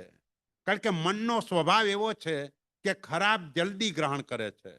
સારું એક્સેપ્ટ કરવા માટે જલ્દી મન તૈયાર થતું નથી, અને ખરાબ જલ્દી એક્સેપ્ટ કરી લે. કોઈ એમ કે ફલાણા ભાઈએ ઉપદાન તપ કરાવ્યું, એટલું સરસ ઉપદાન તપ કરાવ્યું કે એની અંદર 10 કરોડ રૂપિયા ખર્ચ્યા. આવી રીતે કોઈ કહે તો એવા સમયે મન વિચાર કરે ભાઈ 10 કરોડ કોને કહેવાય? ખર્ચ્યા હશે 5 કરોડ, બોલે છે 10 કરોડ. અને અડધા કલાક પછી કોઈ આવીને એમ કે ફલાણા ભાઈએ 50 કરોડમાં હાથ ઊંચા કર્યા. તો હોતા હશે 50 કરોડ? હશે 200 કરોડ, બોલે છે 50 કરોડ. 25 કરોડ તો એક મારા મિત્રના જ છે. પછી આના આટલા છે, આના આટલા છે, એમ કરીને ગણાવવા લાગે અને કે હશે તો વધારે, આ બોલે છે ઓછું. આ મનની આ ટેવ છે કે જ્યાં પણ ખરાબ હોય ત્યાં જલ્દી એ એક્સેપ્ટ નહીં પણ એને વધારીને કહેવાની વિચારે છે. અને જ્યાં સારું હોય ત્યાં એમ વિચારે કે આટલું તો હોતું હશે, આ તો એ રીતે બોલે છે. એટલે મનને સમજાવવાનું છે. આપણે તો અનુમોદના જ કરવાની છે. એને 5 કરોડ ખર્ચીને 10 કરોડ બોલે છે તો એનું નુકસાન છે. આપણું નુકસાન શું? આપણું નુકસાન એ કે આપણે ખોટી શંકા કરી, એ આપણું નુકસાન. આપણે તો તે વખતે 10 કરોડ ખર્ચ્યા એની અનુમોદના જ કરવાની છે. ભાઈ ખૂબ ઉત્તમ છે. અને એમને આ રીતે એ કર્યું. ને અનુમોદના ત્યાં સુધી કરવાની હોય. ધારો કે તમારે કોઈની પાસે 100,000 લેવાના છે, તમને ના આપ્યા અને દેરાસરમાં આવીને 50,000 રોકડા આપી ગયો, તો તમને શું વિચાર આવે? મારા તો 100,000 આપતો નથી અને અહીંયા કને 50,000 આવી રીતે આપી જાય છે, આ તે કેવું? એટલે એ પણ આપણે નથી વિચારવાનું. આપણે એ વિચારવાનું કે મારો ઋણાનુબંધ એની જોડે જુદો છે. એટલે મારા પૈસા ભલે નથી આવતા પણ એની ધન ઉપરની મૂર્છા તો ઓછી થઈ ને, અહીં આવ્યો ને. એના માટે આપણે અનુમોદના જ કરવાની હોય. પણ આવી વખતે જીવ અનુમોદના નથી કરી શકતો. આવા ટાઈમે આપણે ખોટા વિચારોમાં ચડીએ છીએ. એટલે મનને આ બધી બાજુમાં આપણે સમજાવવાનું છે કે ભાઈ તારે કંઈ નહીં, તારે તો જેટલું સારું છે એની અનુમોદના જ કરવાની. કરણ કરાવણને અનુમોદન, સરીખા ફળ નિપજાયો. પૂજાની ઢાળમાં આપણે બોલીએ છીએ અને એનું દ્રષ્ટાંત પણ છે. આપણે ત્યાં બલભદ્ર મુનિ ગોચરી ઓરવા માટે ગયા હતા. ઓલો કઠિયારો ભાવથી ગોચરી ઓરાવે છે અને હરણ સામે ઊભું ઊભું એની અનુમોદના કરે છે. બરાબર એ જ વખતે વૃક્ષની ડાળી એના ઉપર પડી અને ત્રણેયનું મૃત્યુ થયું. ત્રણેય મરીને 5મા દેવલોકમાં દેવ થયા. એમ નહીં ભાઈ, દીક્ષા પાળનાર 12મા દેવલોકમાં ગયો, ઓલો કઠિયારો 8મામાં ગયો, આ પહેલા દેવલોકમાં ગયો, એવું નહીં. ત્રણેયને સરખું પડે. ત્રણેય 5મા દેવલોકમાં. બોલો, અનુમોદના એનો પણ આટલો મોટો લાભ છે. અને એક જ જૈન દર્શન એવું છે કે આ ધર્મ આપણને બતાવ્યો છે. બીજા કોઈ ધર્મમાં અનુમોદનાની વાત નથી. એટલે જૈન ધર્મ આપણને મળ્યો તો અનુમોદના માટે આપણે માત્ર મનને જ સમજાવવાનું છે. ખાલી સમજાવવાનું નહીં પણ મનથી રાજી થવાનું છે. કોઈનું પણ સુકૃત જોયા પછી તમે જેટલી વખત રાજી થાઓ, જેટલી વખત અનુમોદના કરો, એટલી વખત તમારા એકાઉન્ટમાં પુણ્યની બેલેન્સ જમા થયા કરે. બોલો, આવું કોણ કરે? એક વખત તો બિઝનેસની અંદર એક વખત લાભ થાય. આ તમે 1000 વખત યાદ કરીને રાજી થયા તો 1000 વખત તમારા એકાઉન્ટમાં પુણ્ય જમા થયું. તો આ અનુમોદના એ મનનો વિષય છે. મનની અંદર જેણે પણ ભગવાનની આજ્ઞા મુજબનું નાનકડું પણ કાર્ય કર્યું હોય તો અનુમોદના કરવાની. ક્ષત્રિય કુંડ મહાતીર્થની અંદર ભુવન ભાનુસુરી મહારાજ પરિવાર સાથે ગયેલા અને તે સમયે કોઈ તિથિ કે કંઈ નહીં, પણ પરમાત્માની ભક્તિ કર્યા પછી ભુવન ભાનુસુરી મહારાજે અઠ્ઠમનું પચખાણ લીધું. એટલે સાથેના મહાત્માએ પૂછ્યું, હમણાં કેમ અઠ્ઠમ? તો કે ભાઈ, શ્રાવકો આવે તો મેવા મીઠાઈ લઈને આવે. આપણી પાસે ક્યાં મેવા મીઠાઈ છે? આપણે ભગવાન પાસે એની અનુમોદના કરવાની ને આપણે પણ કંઈક ધરવું તો જોઈએ ને. તો આપણે આ રીતે તપ કરીને અહીં ભગવાનની જોડે બેસીને સાધના કરવાની, આરાધના કરવાની, એ રીતે અનુમોદના કરવાની. એટલે અનુમોદના લુખી ન હોય. ઘણી વખતે કોઈ પાલિતાણા જતું હોય, હવે કે મારા વતીથી પૂજા કરજો, એ ના ચાલે.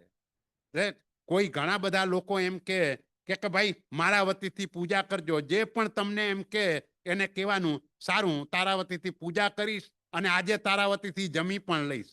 તું જમતો નહીં આજે, બસ તારા વતીથી હું જમી લઈશ. તો ના ચાલે.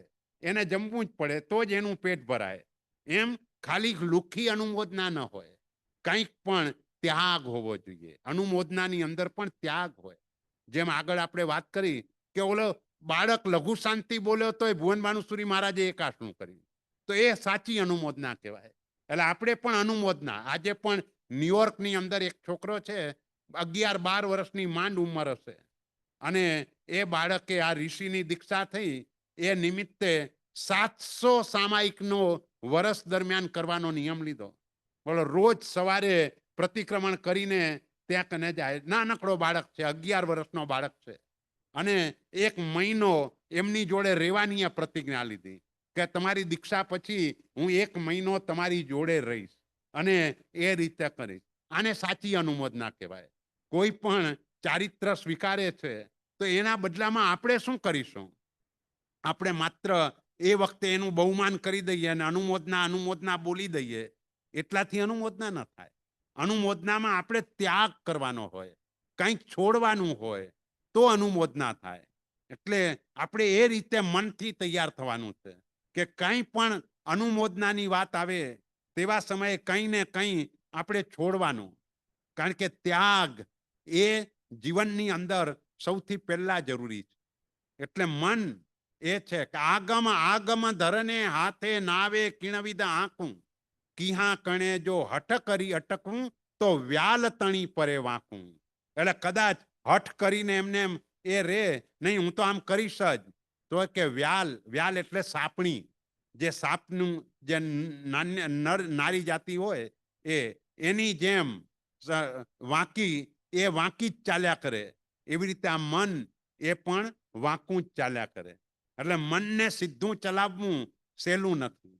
એટલે એના માટે જ્યાં જ્યાં જઈએ ત્યાં એક જ કામ, ગુણ જ જોવાના, દોષ જોવાના જ નહીં.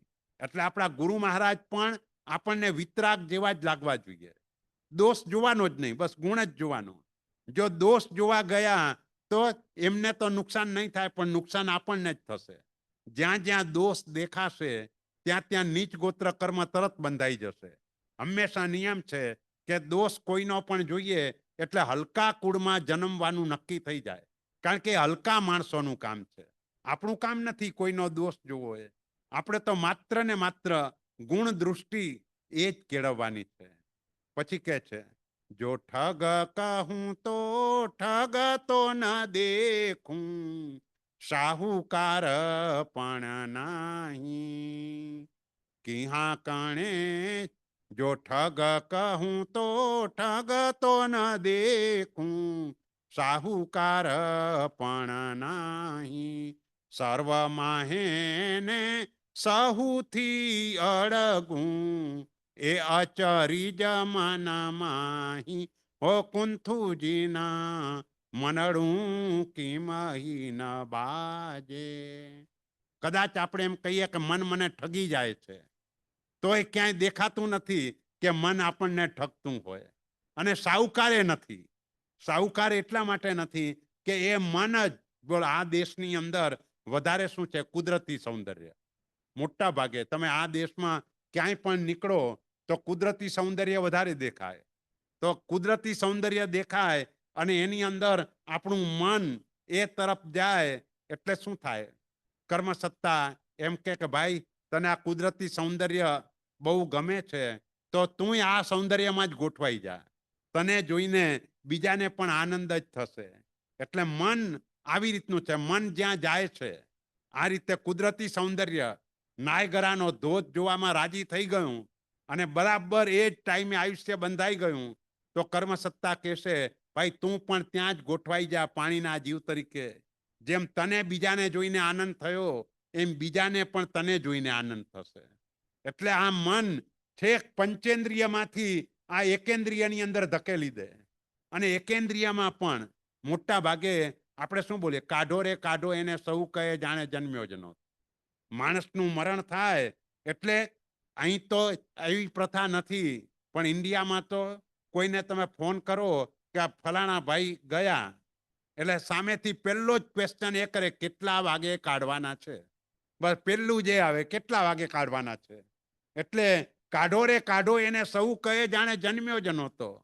એક બાજુ આપણી સાથે વર્ષો સુધી રહ્યા હોય, પ્રેમથી સાથે રહ્યા હોઈએ, અને તો પણ એ જાય એટલે જેટલું શક્ય હોય એટલું જલ્દી આપણે એને ઘરમાંથી કાઢવાનો પ્રયત્ન કરીએ અને બીજી બાજુ આપણું આખું ઘર મળદાથી જ શણગારેલું હોય.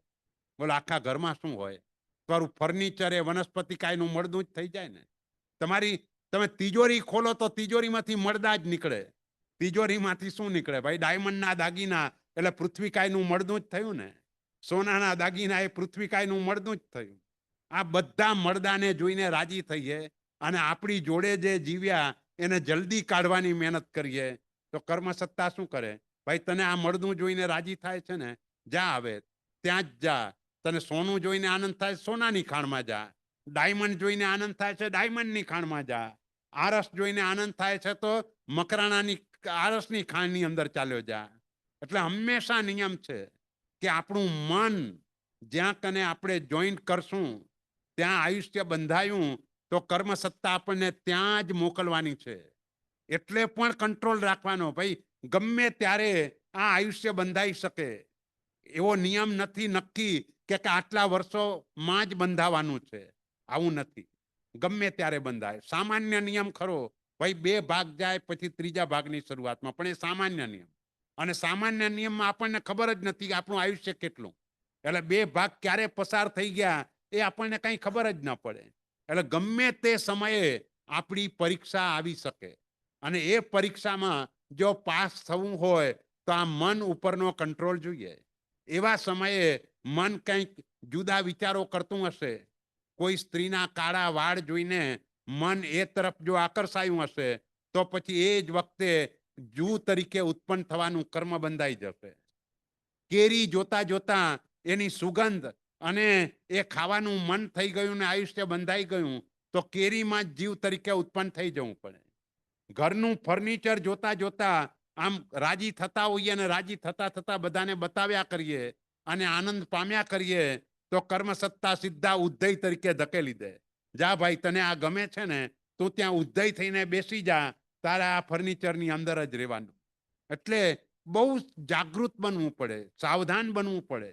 જો એ ન બનીએ તો આ મન આપણને ક્યાંય દુર્ગતિની અંદર ધકેલી દેશે.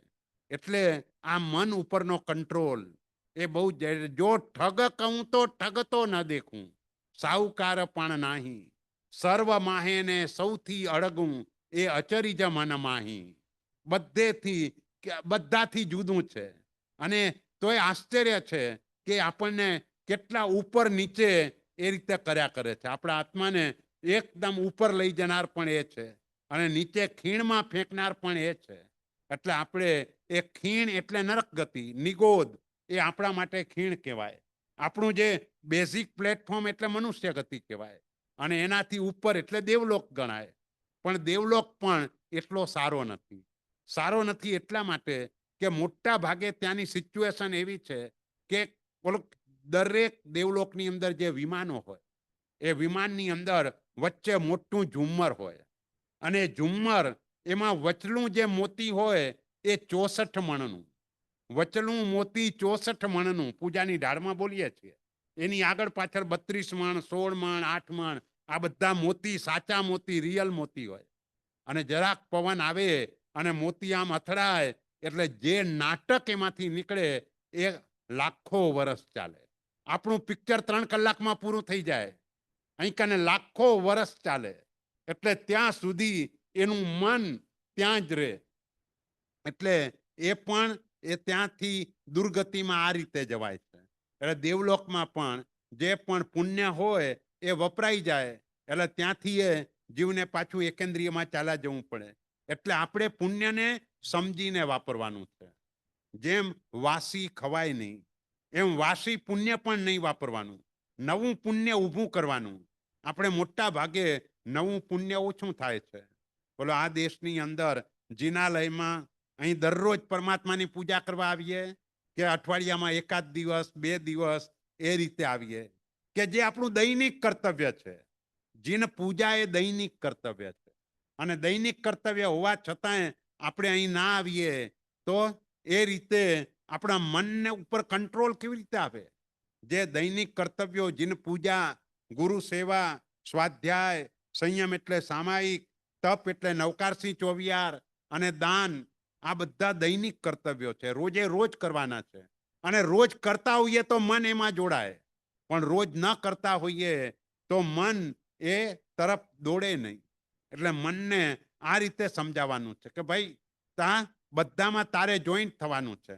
આ તો હમણાં ચોમાસી પ્રતિક્રમણ કર્યું કે પક્ષી પ્રતિક્રમણ પણ આવે એટલે બરાબર ઓલા જયારે ગુરુ મહારાજને પક્ષી સૂત્ર બોલવાનું આવે ત્યારે મનને કહી દઈએ ભાઈ 20 મિનિટ હવે તારે કાંઈ નથી કરવાનું, નથી કાવસક કરવાનો, નથી મુપત્તિનું પરિણામ કર, નથી વાંદણા દેવાના, જ્યાં જ્યાં ફરવું હોય ત્યાં ફરી આવો. મનને ગમે ત્યાં ફરવા મોકલી દઈએ તો કેવી રીતે ચાલે? એ સૂત્ર પણ મંત્રાક્ષરો છે, આપણો એમાં ઉપયોગ જોડાવવો જોઈએ, એ ઉપયોગ નથી જોડાતો. એટલે આ સૂત્રોની અંદર ઉપયોગ જોડાય એટલા માટે પણ સૂત્રો બોલનાર પણ પદ અને સંપદાને ધ્યાનમાં રાખીને બરાબર સૂત્રો બોલે તો ઉપયોગ જોડાય. જો એ રીતે ન બોલે તો ઉપયોગ ન જોડાય, અને ઉપયોગ ન જોડાય તો એ દોષ સૂત્ર બોલનારને લાગે. જે સૂત્ર બોલનાર બરાબર બોલે અને તેમ છતાંય બીજાનો ઉપયોગ બીજે જાય તો એનો દોષ બોલનારને નહીં, પણ બોલનાર જો બરાબર ન બોલે તો એ દોષ એને લાગે. એટલે કહેવાનો આશય એ છે કે આ રીતે મનને દરેક બાબતમાં સમજાવી અને આગળ વધારવાનું છે. આપણે 5 ગાથા સુધી વાત કરી, હજુ 4 ગાથા બાકી છે. આવતીકાલે સમતાની વાત કરવાના છીએ અને પરમ દિવસે બાકીની જે 4 ગાથા છે એની વાત આપણે કરીશું. એટલે હવે કોઈના કંઈ ક્વેશ્ચન હોય, કારણ કે ગઈકાલે આપણે ક્વેશ્ચન આન્સર રહી ગયા હતા, એટલે છેલ્લે કહ્યું પણ તે સમય નહોતો, એટલે આજે થોડોક સમય રાખ્યો છે. એટલે જેના પણ ક્વેશ્ચન હોય એ બોલી શકે, કહી શકે, પૂછી શકે. હા બોલો.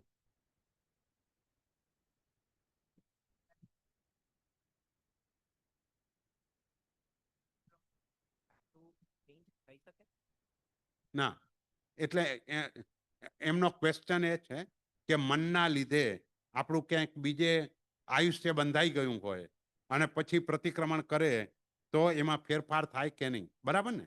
ના, એમાં એવું છે કે આયુષ્ય બંધાયું એટલે એક વખત તો ત્યાં જવું જ પડે. દાખલા તરીકે શ્રેણિક મહારાજા આવતી 24મીમાં આપણા પહેલા ભગવાન થવાના છે.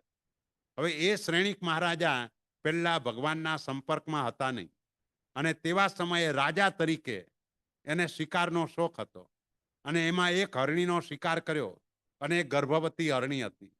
એનો શિકાર કરીને રાજી થયા અને પેલી નરકનું 84,000 વર્ષનું આયુષ્ય બંધાઈ ગયું. પછી એ ભગવાનના સંપર્કમાં આવ્યા. ભગવાન તરફની ભક્તિ એટલી બધી વધી, કોઈ સમાચાર આવે કે ભાઈ ભગવાને ધર્મલાભ કેવડાવ્યા છે, એટલે જે દિશામાં ભગવાન હોય એ દિશામાં રત્નનો સાથીઓ કાઢી અને ભગવાનની સન્મુખ ચૈત્યવંદન કરવા બેસી જાય, અને પોતાની રોમ રાજી વિકસ્વર થઈ જાય, આંખમાંથી હર્ષના અશ્રુ ચાલ્યા જાય. આટલી ઉત્તમતા એવા સમયે હતી, પણ એના કારણે એને તીર્થંકર નામકર્મ બાંધ્યું, પણ આયુષ્ય પહેલા બંધાઈ ગયેલું છે. એટલે ભલે ભગવાન થાય પણ કર્મ સત્તા કે ભાઈ તમે 84,000 યર પહેલા અહીં કને આવી જાઓ, બધા દુઃખોને ભોગવો, પછી ભગવાન થજો, કારણ કે તમે આયુષ્ય બાંધી દીધું છે. એટલે આપણો 5મો વારો 21,000 વર્ષનો, 6ઠ્ઠો વારો 21,000 વર્ષનો, પછીનો પહેલો વારો 21,000 વર્ષ, અને બીજો વારો 21,000 વર્ષ, એમ 84,000 પૂરા થશે, અને ત્રીજા આરાના 89 પખવાડિયા જશે, ત્યાર પછી એમનો અહીં તીર્થંકર તરીકે જન્મ થશે. ત્યાં સુધી એમને પણ નરકની અંદર પરમાધામી કૃત વેદના, પરસ્પરજન્ય વેદના, ક્ષેત્રજન્ય વેદના, આ બધા પ્રકારની વેદના એમને ભોગવવી પડશે.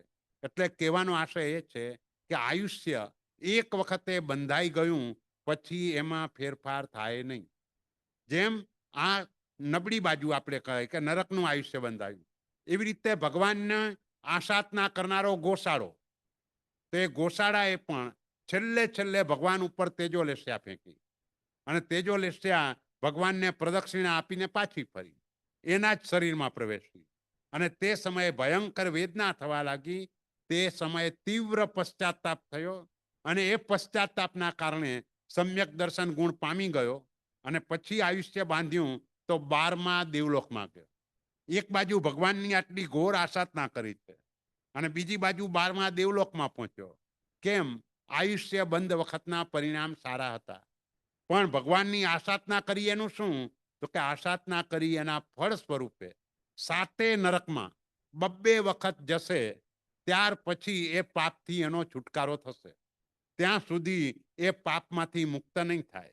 એટલે પહેલી નરકમાં જાય એટલે દેવલોકમાંથી નરકમાં ન જાય, ત્યાંથી મનુષ્યમાં આવે, તિર્યંચમાં આવે, ત્યાંથી વળી પાછો એ તો 12મો દેવલોક છે એટલે તિર્યંચ પણ ન થાય, મનુષ્ય જ આવે.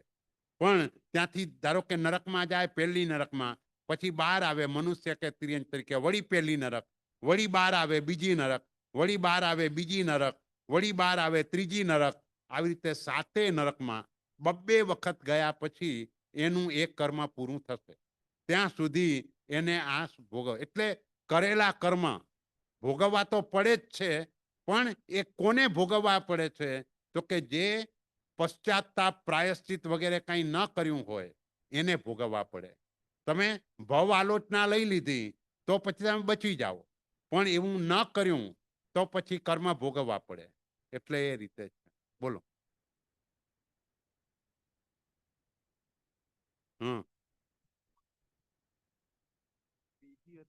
ત્રીજી ત્રીજી ત્રીજી. હા તો બીજી અથવા ત્રીજી નરકમાં કઈ રીતે હા, બરાબર. શું કરેલું એમણે? નહીં નહીં, એની અંદર એ થવાનું કારણ એ હતું કે આયુષ્ય કર્મ બાંધતી વખતનો જે રસબંધ હતો એ રસબંધની તીવ્રતા થોડી ઓછી હતી.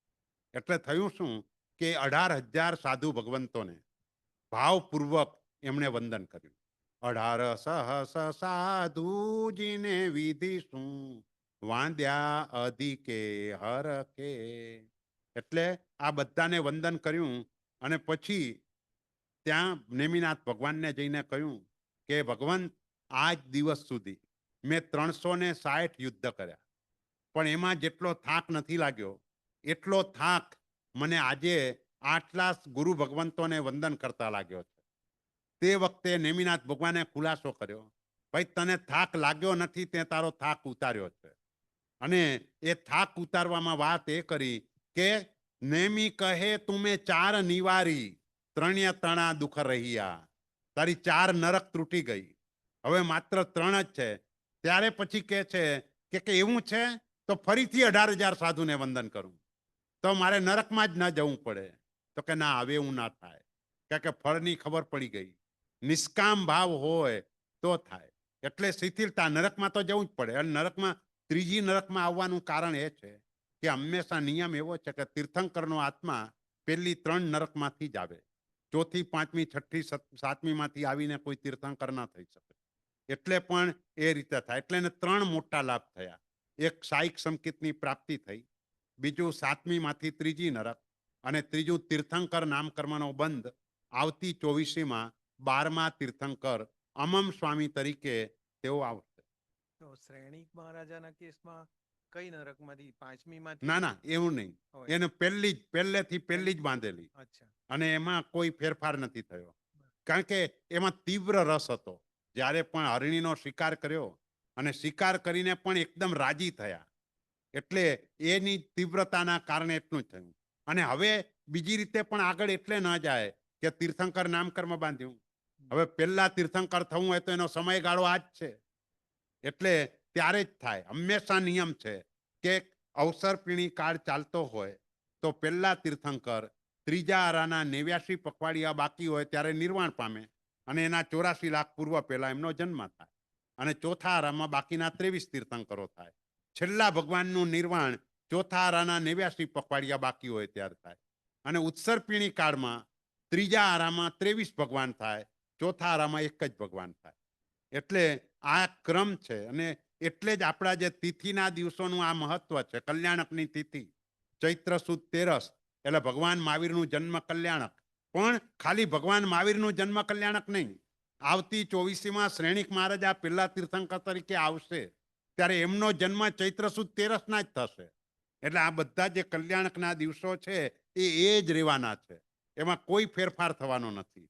એટલે એ દ્રષ્ટિએ પણ તિથિનું મહત્વ વધારે છે. આ દેશમાં બધું તારીખ પ્રમાણે થતું હોય છે, તારીખ નહીં. આપણે ત્યાં તિથિનું મહત્વ છે, અને એ રીતે. તો મન ઉપર કાબુ કરવા માટે ઈચ્છાઓ પર કાબુ કરવાનો કે ઈચ્છાઓ પર કાબુ કરવા જો માટે ઈચ્છાઓ એવું છે કે ઈચ્છામાં અપ્રશસ્તમાંથી પ્રશસ્ત ઉપર આવવાનું, અશુભમાંથી શુભમાં આવવાનું. ઈચ્છા નો નાશ નથી થવાનો. કારણ કે આપણે આપણા ભગવાન કયા, તો કે જે ઈચ્છા વિનાના હોય આપણા ભગવાન. એટલે આપણે જો ઈચ્છા વિનાના થઈ જઈએ તો આપણે ભગવાન બની જઈએ, આપણે વિતરાગ બની જઈએ. એટલે ઈચ્છા વિનાના આપણે થઈ શકીએ એમ નથી. તો આપણે શું કરવાનું? આપણે સારી ઈચ્છા કરવાની. આ પર્યુષણમાં મારે માસક સમણનો તપ કરવો છે, અથવા મારે ઉપદાન તપ કરવા માટે જવું છે, અથવા મારે આ રીતે અહીં આંબિલ જ્યારે પણ થાય તે સમયે મારે લાભ લેવો છે, અથવા હું પીરસીને કે એવી રીતે લાભ લઈશ. આ બધી સારી ઈચ્છાઓ છે. એટલે અશુભમાંથી શુભમાં આવવાનું. હા, દેરાસર બાંધવામાં એટલે આ ગામની અંદર એક છે કે મારે જલ્દી જિનાલય બનાવવું છે, અને જિનાલયમાં હું દરરોજ પરમાત્માની ભક્તિ કરી શકું. એટલે એની અંદર મારો સમય હું વધારે આપું. કે આવી જે ઈચ્છાઓ, સમય, સંપત્તિ, જેનું જે પણ હોય, તન, મન, ધન, સમય ને સંપત્તિ, આમાંથી જેની પાસે જે વ્યવસ્થા હોય એ એની અંદર જોડી શકે. અને એ થાય એ ભાવ, અને એ ભાવ તમે જેટલો વહેલો કરો એટલો લાભ વધારે. તમે ધારો કે આવતા વર્ષે મારે આ યાત્રા કરવા જવી છે, એનું પ્લાનિંગ અત્યારથી કરો, તો તમારા અત્યારથી શુભ કર્મનો બંધ ચાલુ થઈ જાય. પણ આવતા વર્ષે દીકરાના લગ્ન છે અને હોલ શોધવાનું ચાલુ કરો એટલે પાપનો બંધ ચાલુ થઈ જાય તરત જ. એટલે જે પણ છે એટલે સારી ઈચ્છાઓ એ કરવાની, અને સારી ઈચ્છાઓને આગળ વધારવાની. જો એ થાય તો એ શક્ય. આ મન, ચિત્ત અને બ્રેઇન, એમાં શું ડિફરન્સ છે? જો એમાં એમ કે આમ 4 શબ્દ છે: મન, ચિત્ત, બુદ્ધિ અને અહંકાર. પણ એ ચારે મન રિલેટેડ જ છે. એક અપેક્ષા એ, પણ બીજી અપેક્ષા એ જોઈએ તો ચિત્ત પ્રસન્ને રે પૂજન ફળ કહ્યું. અને અહીં ઉપસર્ગાહ ક્ષયમ યાંતિમાં મનઃ પ્રસન્નતા મેતી, ત્યાં મન મૂક્યું. આનંદ ગંજી મહારાજે ચિત્ત શબ્દનો પ્રયોગ કર્યો. એટલે અહીં મનમાં દ્રવ્ય મન કેવી રીતે થાય? ચિત્તની અંદર તમારું નિર્મળ થયેલું જે હોય, કે ધર્મની દ્રષ્ટિએ કે રીતે, બુદ્ધિ પણ જ્ઞાનાવરણીયનો ક્ષયોપશમ એ દ્રષ્ટિથી લેવી પડે, અને અહંકાર દોષની દ્રષ્ટિથી લેવું પડે.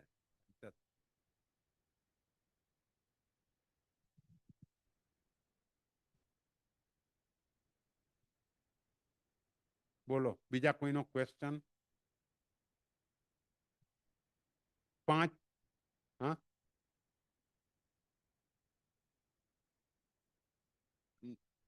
જો આપણે થાળી ધોઈને ન પીએ અને એમાં અસંખ્ય જે મનુષ્યો ઉત્પન્ન થાય એ બધા જ અસંગની કહેવાય, મન વગરના કહેવાય, પણ આપણને દેખાય નહીં. આ એક વાત મનુષ્ય ગતિની. તિર્યંચ ગતિમાં પણ મન વગરના ઘણા બધા જીવો હોય. એમાં મન વગરના જળચર જીવો પણ હોય, અને એનું આયુષ્ય પૂર્વ કરોડ વર્ષનું પણ હોય. હજાર હજાર યોજન લાંબા માછલા હોય, પણ એ આપણે એને ઓળખી ના શકીએ કે આ મન વગરનું છે, આ મન વાળું છે. પણ ફરક એટલો કે જે મન વાળું છે એ 48 મિનિટમાં એવું પાપ કરે કે 7મી નરકમાં પહોંચી જાય. અને મન વગરનું જે માછલું છે એ 1000 યોજન લાંબુ હોય, પૂર્વ કરોડ વર્ષનું આયુષ્ય હોય, સતત હિંસા કર્યા જ કરે, કર્યા જ કરે, કર્યા જ કરે પૂર્વ કરોડ વર્ષ સુધી, તો પણ એ મરીને માત્ર પહેલી નરકમાં, અને એનું આયુષ્ય પલ્યોપમનો અસંખ્યાતમો ભાગ, આનાથી વધારે નહીં. કારણ કે વધારે પાપ મનથી બંધાય છે, એની પાસે મન નથી, એટલે એ રીતે એ બચી ગયો. એ રીતે એને નુકસાન ઓછું થયું. મનથી લાભ પણ વધારે, નુકસાન પણ વધારે. લાભમાં છેક મોક્ષ સુધી પહોંચી શકાય, નુકસાનમાં 7મી નરક સુધી પહોંચી શકાય. હા,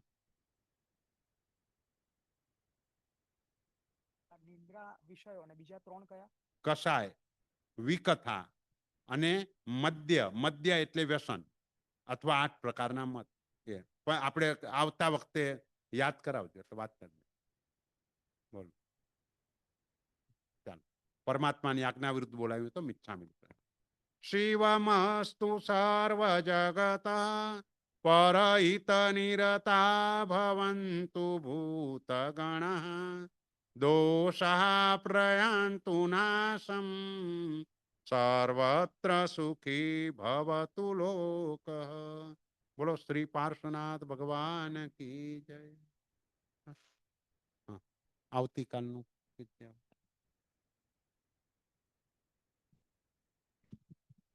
જય જિનેન્દ્ર. આજની તારીખ, આજનો દિવસ અને આવું સરસ સુંદર રીતે સિમ્પલ ભાષામાં મનમાં બધું ખબર પડે અને મનને કંટ્રોલ કરવાની વસ્તુ મળે, આપણા ખરેખર ખૂબ જ ભાગ્ય કહેવાય કે આવા પરિસ્થિતિમાં આપણે ભાગ લઈ શકીએ. આઈ વિશ કે બધા અહીંયા વધારે ક્વોન્ટિટીમાં માણસો આવે અને બધા લાભ લઈ શકે કરીને. આજનો દિવસ પાછું યાદ કરાવું છું. આજથી બરોબર 32 વર્ષ પહેલાં પાર્શ્વનાથ ભગવાનની આજે અહીંયા આગળ રિચર્ડસનની અંદર ડાલાસની અંદર પધરામણી થઈ હતી અને આપણે પ્રતિષ્ઠા કરી હતી. આજે એનો 32મો વર્ષની વર્ષગાંઠ છે અને આવા દિવસે આપણે આવું સરસ સાંભળવા મળે તો આપણો ખરેખર નસીબ કહેવાય કે અહીંયા આગળ અનાર્ય દેશમાં બેસીને પણ આપણને આવો લાભ મળી શકે છે. હવે જેમ કીધું, મન તો મારી ન શકાય, પણ મનને વળાવવાનું છે. તે કાલે આપણે સવારના 8:30 વાગે અહીંયા આગળ અષ્ટપ્રકારી પૂજા, એની સાથે 9:30 વાગે પછી આપણે સ્નાત્ર પૂજા અને પછી 11 વાગે આપણે અહીંયાથી 10:30 વાગે આપણે અહીંયાથી સ્વાધ્યાય ચાલુ કરીશું અને 12 વાગ્યા પછી આપણે સ્વામી વાત્સલ્ય અહીંયાથી કરીશું. તો જરૂરથી બધા બને એટલો લાભ મન પાકું કરીને આવ્યો કાલે. અને કાલથી અહીંયા આગળ આપણે જે નવો સબ્જેક્ટ છે કાલનો સબ્જેક્ટ જુદો છે બધાના, કારણ કે ઘણા બધા નવા શનિવાર છે એટલે આવશે તો એમને આ કન્ટિન્યુએશન ન મળે એટલા માટે કાલે નવો સબ્જેક્ટ રાખેલો છે. અને પરમ દિવસે રવિવારે એમનું છેલ્લું સ્વાધ્યાય છે. સાંજના બધાના ઘરે છે, કાલે સાંજના રાહુલ અને કૃપાબેનના ઘરે છે. તો ત્યાં આગળ પણ કદાચ જો ટાઈમ મળે તો રાતના સ્વાધ્યાય ઝૂમ પર કરી શકાય. તો જે લોકોને ઘરે બેઠા પણ સાંભળવું હોય તો સાંભળી શકાશે. અડધો 1 કલાકનું થઈ શકે. અને એવી રીતે રવિવારે જો સત્યજીતભાઈના ઘરે છે સાંજના, તો ત્યાં પણ કરવું હોય તો એ કરી શકાશે. તો એ પ્રમાણે બધા જેટલો બને એટલો એમનો લાભ લઈએ, કારણ કે આટલું જ્ઞાની અને સિમ્પલ ભાષામાં સમજાવવાળા બહુ જ ઓછા પંડિતજી છે. અને આપણે ખરેખર નસીબદાર છે કે આટલા 10,000 માઇલ દૂર રહીને પણ આપણને અહીંયા લાભ મળે છે. તો આપણે ખરેખર ભાગ્યશાળી કહેવાય. અને એમની ખૂબ ખૂબ અનુમોદના કરી કે આટલા દૂરથી એ દર વર્ષે આવીને આટલો આપણને ભોગ આપે છે. તો એમને ખૂબ ખૂબ ધન્યવાદ કે આપણને આટલું કરે છે. એના માટે ખૂબ જ આપણે અનુમોદના કરીએ કરીને એક વખત આપણે અનુમોદના આજે કરી દઈએ એમની બધાની વચ્ચે. અનુમોદના અનુમોદના અનુમોદના વારંવાર અનુમોદના અનુમોદના અનુમોદના વારંવાર. હા, બધા સ્વાધ્યાયમાં કન્ટિન્યુઅસ જોડાય તો સાચી અનુમોદના કહેવાય. સાચી વાત છે. હા, એટલે કીધું ને કે માત્ર કોઈને પણ અનુમોદના કરવી હોય તો આપણે કઈક કમિટમેન્ટ કરીને કરી શકાય કરી. હા, બધા યુટ્યુબ પર તમને પાછું જોવા મળશે. તમને JSNTના આજે અહીંયા યુટ્યુબની જે ચેનલ છે એમાં તમને જોવા મળશે. યા આવતીકાલનો ટોપિક છે સમતા સુખ. બરાબર. એટલે એ કાલે જરા નવું છે. અને આ પ્રેક્ટિકલી આપણે દર વખતે સાંભળીએ છીએ કે આવા બધા શાસ્ત્રોના સિદ્ધાંતો છે, પણ પ્રેક્ટિકલી કેવી રીતે કરવું, મનને કેવી રીતે કંટ્રોલમાં રાખવું, મનથી શું થઈ શકે મનથી શું ન થઈ શકે, એ આપણે આજે સાંભળીએ. આજનું હજી વિસ્તારમાં સાંભળવા મળશે. અને આપણને છે ને ઘાણી જેમ ઠોકીને બેસાડે ત્યારે આપણો શેપ બદલાય, નહીં તો આપણે અડગ ને અડગ રહીએ એવું ન થાય. એટલા માટે આવા કોન્સ્ટન્ટ ટકોરા આપણને માથા પર પડવા જોઈએ. તો એ સાથે આપણે આજે અહીંયાથી વિદાય લઈએ અને કાલે સવારના બધા જ પાછા મળીએ. બોલો જીને શાસન દેવ કી જય.